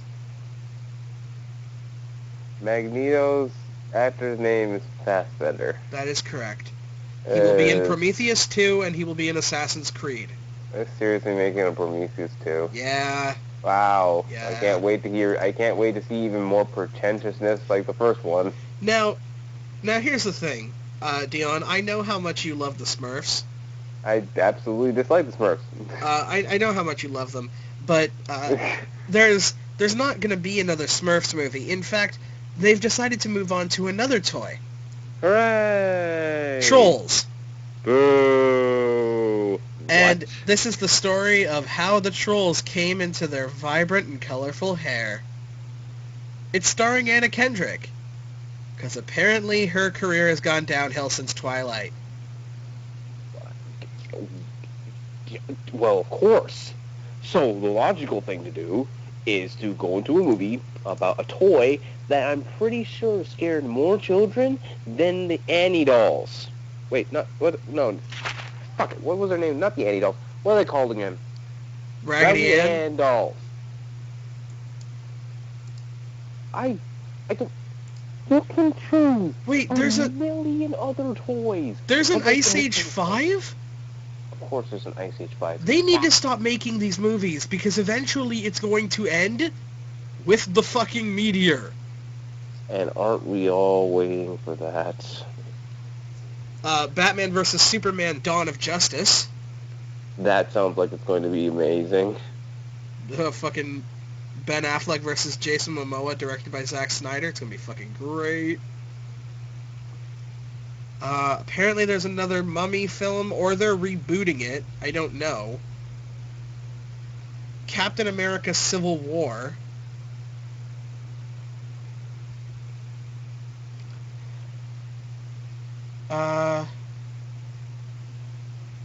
This polarizes opinion amongst the Avengers, and Captain America is forced into conflict against former allies. So Captain America: Civil War is basically about the fact that the internet sucks major titties. Come on, Celine, get back in the cult. Thank you. Captain America, he has to fight the other Avengers members, and it's probably gonna suck. Knights of the Round Table: King Arthur, which is directed by Guy Ritchie.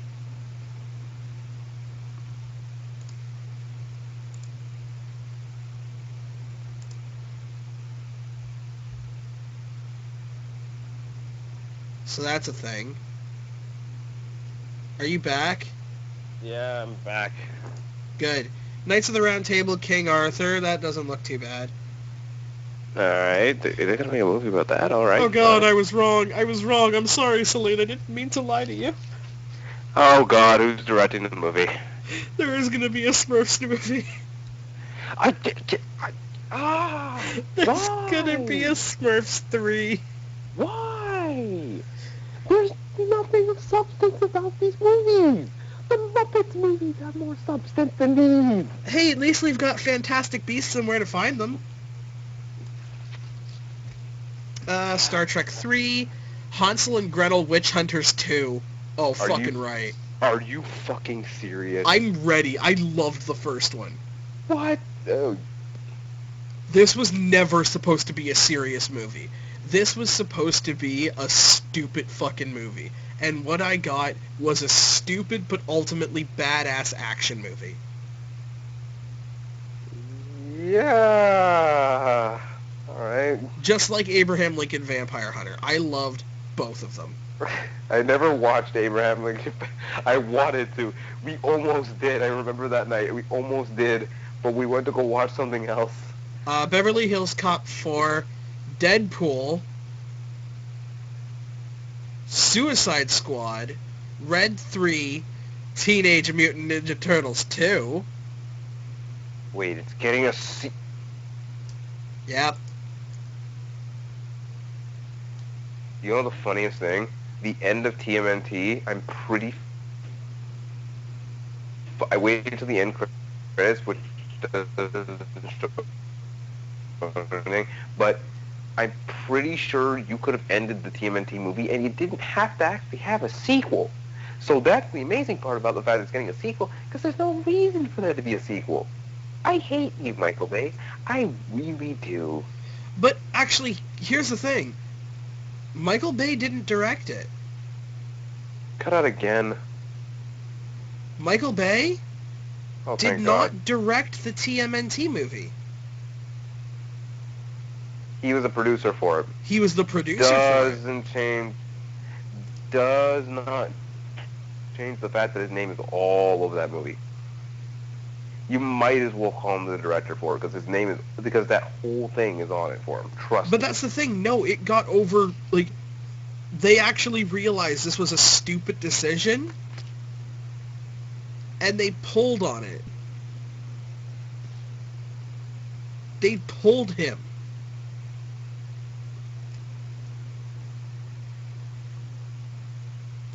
And it's actually directed by Jonathan Liebsman, the guy who did Battle of Los Angeles.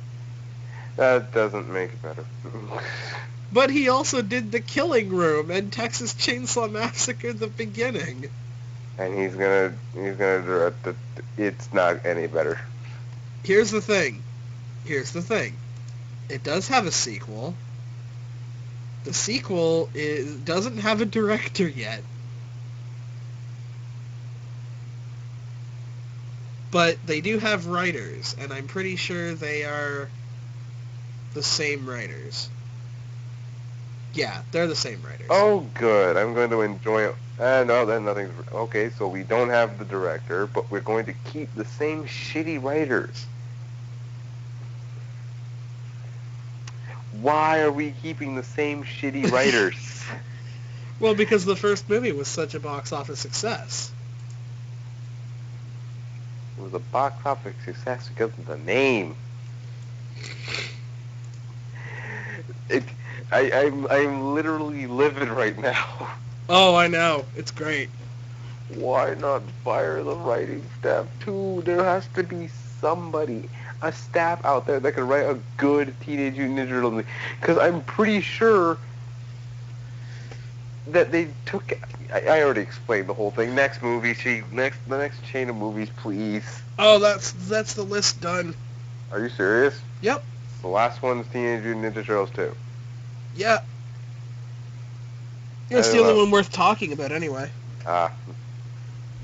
2016 looks like it's going to be better for movies than 2015.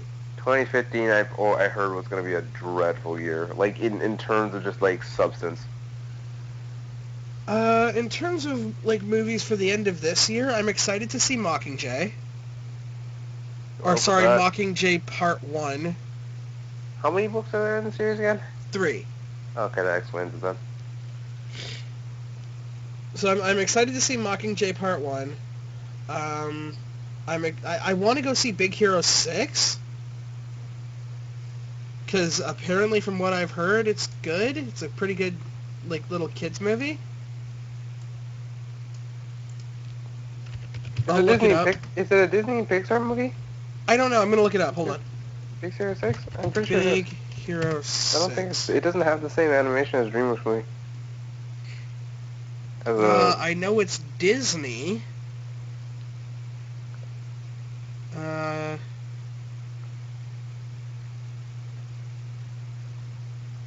don't know how to tell. Walt Disney Animation Studios. No, it doesn't look like a Pixar movie.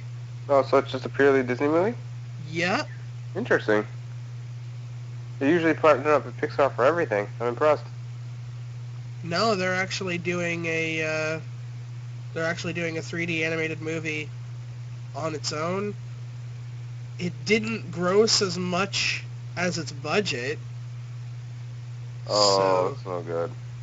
Although it's based on a Marvel comic of the same name, there are lots of changes to the name, the setting, the ethnicities of the characters, the backstories, and several plot points. So basically, it's like it's not based off the fucking thing. It's not based off of anything from Marvel. It's just got the same word. It's got the same name. I hope that's not what people were walking themselves into for. But yeah, I don't... Like, the special bond that develops between plus-sized inflatable robot Baymax and prodigy Hiro Hamada, who team up with a group of friends to form a band of high-tech heroes. I don't recognize any of the actors. I think I recognize the name Jamie Chung from something. I think I heard about that, but I don't remember. I'll look up Jamie Chung. She's kind of cute. She was in The Hangover. She's in Sin City. She was in Sucker Punch. She She was Mulan in Once Upon a Time. Wait, what? Yep, Mulan, Once Upon a Time. Okay. She was Amber in Sucker Punch. She was I- Amber Hilliard in Grown Ups. She was in Grown Ups. Apparently she was. That's depressing. That's where I recognize her name. Okay, this is not going to be a point in her favor, but this is where I recognize her from. She's Chi-Chi in Dragon Ball Evolution.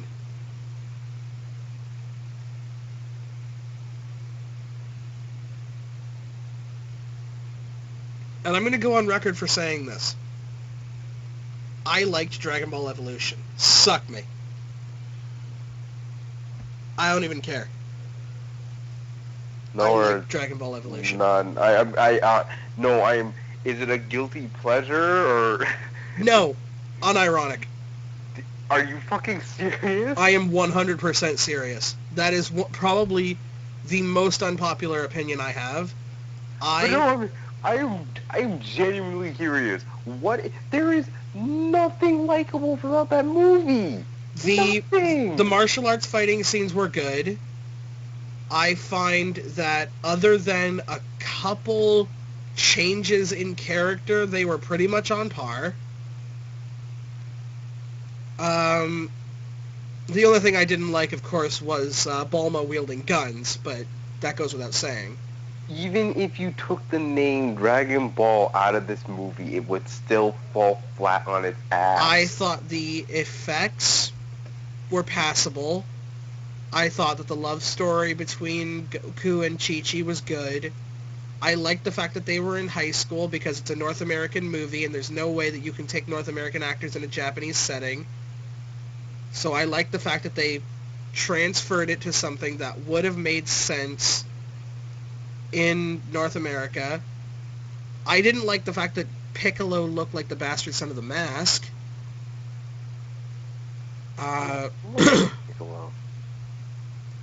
But yeah, other than that, I liked the movie.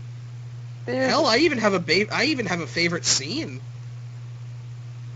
You know when he's using his chi blasts to blow out the fires, and then Chi-Chi comes in and she goes like, every fire that you put out, you can take a step closer to me? Yeah. I loved that scene. But it's so cliche. You know he's just going to blow out all of them. And that's the greatest part. It's such a cliche. I understand your points. Like, I get that. But from my point of view, the movie has so many flaws. Because I went into the Dragon Ball Evolution thinking, yeah, it's going to be like Dragon Ball Z. Horribly disappointed. So I rewatched it again now and another time, just thinking, okay, maybe if I look at this movie not as a Dragon Ball Z movie remake, it'll be fine. No, it still falls hard on its ass. The first thing is that you need to stop looking at it as a Dragon Ball Z movie. It's not a Dragon Ball Z movie. It's a Dragon Ball movie. Even so. That came first. And people are going, oh, it wasn't faithful to the source material. You know who I feel like right now? I feel like Spoonie defending the live-action Tekken movie. When they were like, oh, the live-action Tekken movie had nothing to do with the original Tekken plot. Okay, that's because the original Tekken plot was stupid. And people are like, oh, but this doesn't follow the original Dragon Ball plot.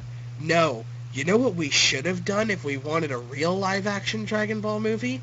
We should have had Goku played by an 8-year-old, having Bulma walk up to him, offer to show him her panties to get the Dragon Ball, and then he can go to a town and fight a pig. But no, instead, we focused on having awesome live-action fights, character development between the characters, Piccolo being a freaking badass with a mecha zeppelin.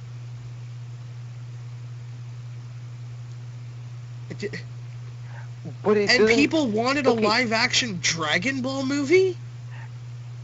What I'm saying is, though, here, all the points are very great, that doesn't change the fact that the product we got is still so bad. I don't think it's like movie of the year all years. I can't. I look at that movie and say I've seen fight choreography so much better. Like you said with the Tekken movie, that was fighting choreography. That was fine. That had nothing on the Dragon Ball choreography. That was so weak. Oh, don't get me wrong. The Tekken fighting choreography was better than the Dragon Ball. I'm just saying the Dragon Ball wasn't bad. It was passable. For me, I understand your point. For me, the Dragon Ball movie is it's just so bad. Like, I can't look at this movie and say I enjoyed it. Like, even when I looked at it and I said, not a Dragon Ball movie or a Dragon Ball Z movie, even as a Dragon Ball movie in itself, it doesn't work. It's poorly done. I can't enjoy this. I understand why you enjoy it, because you explained it to me, and I'm like, okay, those are fair points. At least you're not coming up with some ridiculously stupid reason. But, god damn, I can't get over how cliche it is. I can't get over the fight choreography, which is weak. It's not bad, but it feels weak. And the writing is so terrible. Like, it's really bad. I don't know. I liked it. That's fine. That's you. That's fine. You enjoy that. For me, what's one really bad movie that I enjoy, actually? Like, for me, I enjoy The Day After Tomorrow. That movie's fucking horrible. But The Day After Tomorrow is a horrible movie. Yeah. But I enjoyed it. I still like that movie better than 2012.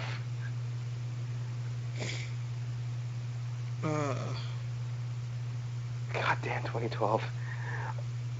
I still watch the Cinema Sins episode for that. It's one of my favorite ones. Once again, like, even IMDb says version of Dragon Ball Z. It's not. Oh, in the scene where Piccolo destroys the city, the scene where the hospital gets destroyed from Alien vs. Predator Requiem is used. Wow, they used stock footage from AVP Requiem. Oh, for God's sake. Really? That's pretty cool.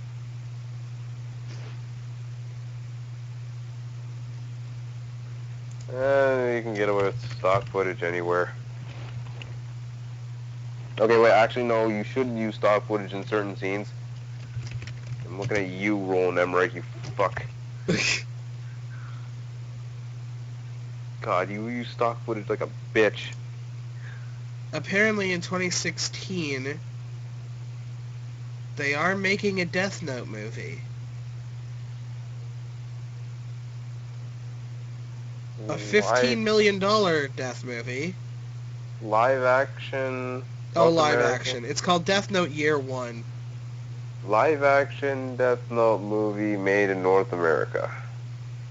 Originally, they were going to go for fucking Zac Efron, but everybody just, like, started lactating hate, and they basically scrapped it, and that pissed me off.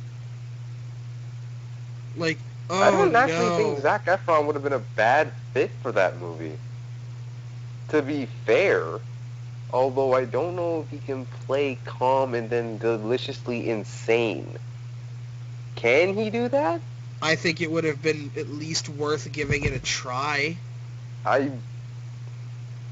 don't see. I've only seen Zac Efron play two roles: deliciously joyful and full of fabulousness, or really angsty, or trying to be comedy. I've never seen him, I've seen him in serious. dramas do really well. But just because you haven't seen him do it doesn't mean he can't do it. It's just you're typecasting him. I'm surprised. I'm not even saying he's going to be good. I'm saying it would be worth a try. I think he would have fit. But wow, I didn't know. I didn't realize a studio would just cut halfway through because they're a bunch of pussies. Yeah. people got fucking uppity in their titties about it, and just decided to completely, for fuck's sake. Mr. Dion, come back to me. Why do you go where I can't follow? Oh, baby. Baby, come back to me. Don't make me chase after you. I'll beat your fucking ass.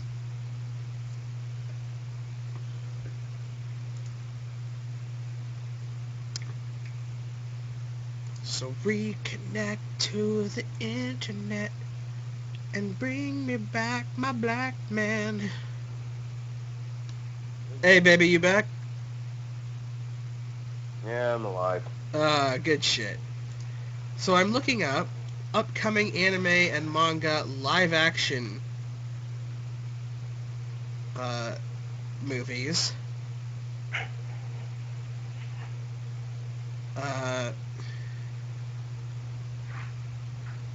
And I don't think these are real. Upcoming anime films and live-action adaptations. It's surprising that the theater already had one for the 2015 Dragon Ball Z film, which was officially announced on Friday. There's a 2015 Dragon Ball Z film? This is 2015 Dragon Ball Z movie. Okay, we'll get to you in a second. What the hell? Oh god. There's a live-action card fight Vanguard movie being made in Japan. Of course there is. Why wouldn't there be one? I have Card Fight Vanguard. Tried it out. It's okay. Rurouni Kenshin Kyoto Inferno. This is all being made in Japan, by the way. Lupin the Third. Why isn't that being brought to North America? Oh, I know why. Because they'd fuck it. Oh, man. 17 upcoming Hollywood anime and manga adaptations. Ghost in the Shell. Really? From the director of Snow White and the Huntsman. Wait, what? Yep. Warner Brothers is the one making the Death Note movie. That makes sense. Akira, which Warner Brothers is also making. Again, of course, they have the license for most of the Japanese stuff anyways over there. Voltron. Okay. Warner Brothers again making a Bleach movie. What? No! Oh no, I got a worse one for you. Make a Naruto movie. Make a One Piece movie. I don't care if Pirates of the Caribbean is a thing. Make a One Piece movie, not a Bleach movie. I got a worse one for you. Fuck's sake. Liam's gonna rage when he hears this one. What? Robotech. Oh, for fuck's sake. Yeah. Really? Yeah. We're done. Dororo, I don't know what that is. Cobra the Space Pirate, also don't know that one. Guy King, don't know that one. Kite, don't know that one. Don't know that one, or that one, or that one, or that one, or that one. Alright. Tech movie, really? Yep. Of course. They're really... Oh, there's an Attack on Titan. I heard about this one.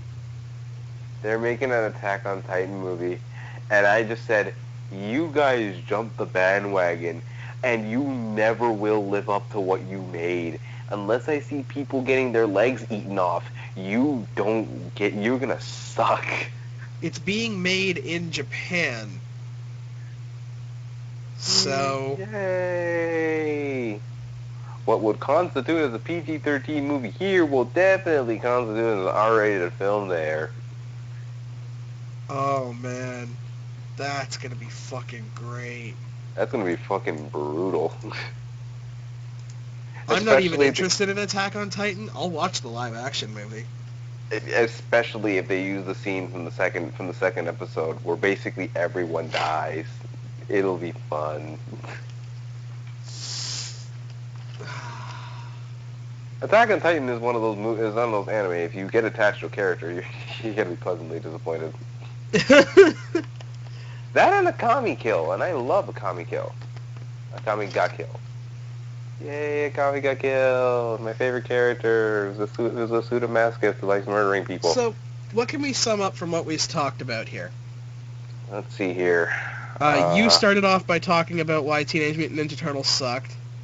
No, this whole thing started because we were talking about Sonic the Hedgehog. Oh, we were talking about Sonic Boom. We were talking about Sonic Boom and how it's possible that the TV show is better than the game itself, which is backwards in every way, shape, or form. Then we moved on to talking about how shit the Teenage Mutant Ninja Turtles movies were. Then I basically reviewed half of Pokemon The Rise of Darkrai. The incomplete Part 1 of The Rise of Darkrai. Part 2 coming out God knows when. Part 2 coming never, because fuck watching the end of that movie. I forget the end. I watched that movie. Then we talked about a bunch of upcoming movies. Some upcoming anime live-action movies. You explained to me why you like Dragon Ball Evolution, which... Stand by it. I understand, but cannot defend that piece of shit. It's still a bad movie one way or the other. It's bad. It will be like the most unpopular opinion I have ever had about anything. That's fine. I'm not saying you're a bad person for liking the movie. It's just doesn't change the fact that it's bad. I don't think it's bad. I think it's passable. I don't see it. I just don't. I just don't see. Maybe it's because of my bad taste in movies. I haven't seen enough movies to really like. But I think just a bunch of Dragon Ball fanboys were up in arms that Bulma didn't get her panties out for a 10-year-old boy. I think what really people were mad about was, well, there's that, but I think really what it was everyone mistaken this was supposed to be a Dragon Ball Z remake. That's a lot. That's a lot of things too. Is people thought this was a Dragon Ball Z movie, when in reality it's a Dragon Ball movie. And the thing is, the beginning part of it. That's fine. I understand that you have to make changes to make sure it's not stupid, but it doesn't feel like. What is the premise of this movie? It's a Dragon Ball movie, right? It's supposed to be a Dragon Ball. For me, as like a Dragon Ball fan, it didn't feel like that. For me, I felt that they translated it well. For me, they could have never done a direct Dragon Ball movie. It would not have been good. Yeah, that's fine, but for me, the reason being is not because if you take out the name, gave it a different title, it still wouldn't be a good movie. That's the part that bothers me the most. It's like, forget the Dragon Ball part. That I can get past that, but it's not a good movie either way. And I disagree. Again, I understand that much. I accept that argument. It's just no, I can't do it. I can't. I remember. Did we ever watch that movie as a group? Now that I think about it. No, we haven't. I thought we almost did. No, we watched fucking Giant Octopus and Mega Shark. Now I remember. Yeah. Fuck. That one scene you recorded when. Yeah, with that fucking side.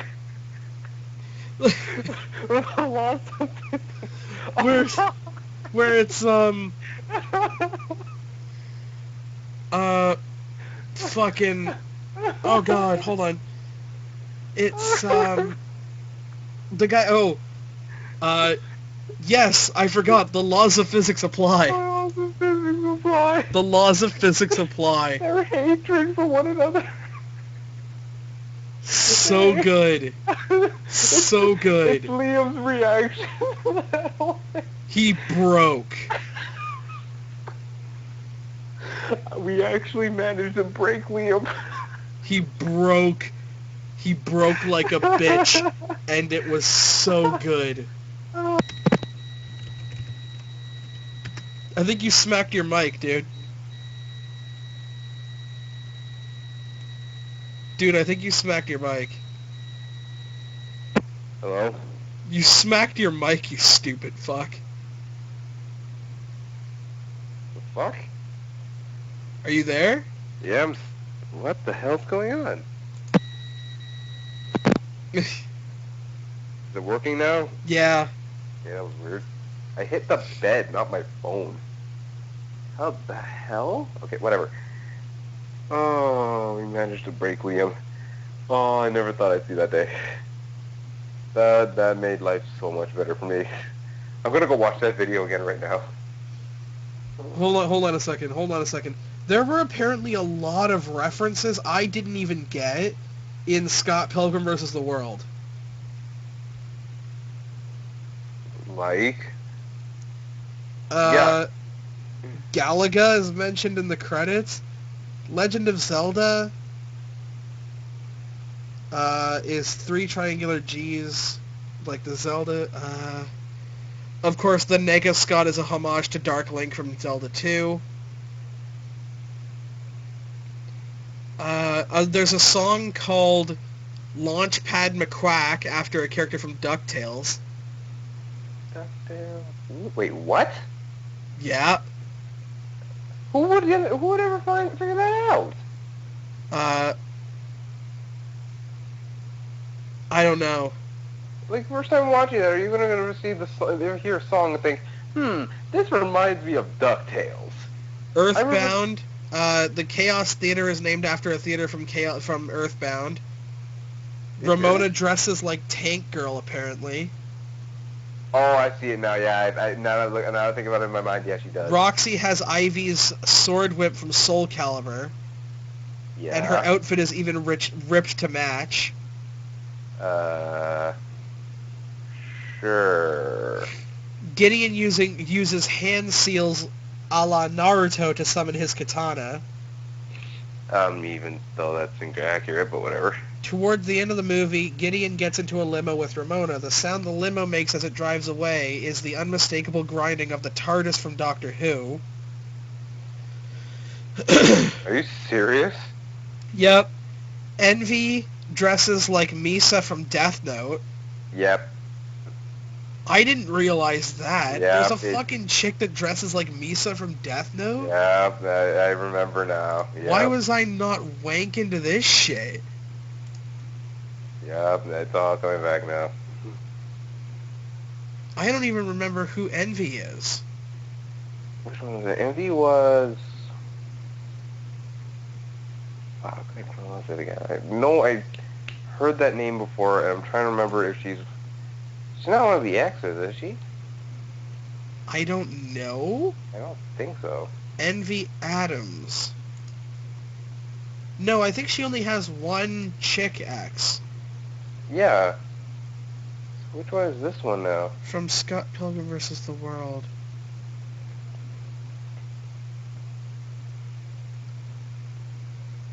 I don't know. I'd have to watch the movie for the 8th time to figure that one out, and I've watched that movie enough. I think I've watched that movie. Oh my god. Okay, she's the one that, I think she's the one that sits on the left of Super Vegan. Oh, okay, her, yeah, that. Or no, sorry, she's the one that sits on the right of Super Vegan. Okay. The blonde one. Alright. They have names? Apparently. Okay. That's the movie established that, but whatever. What are the other ones? The other Easter egg things.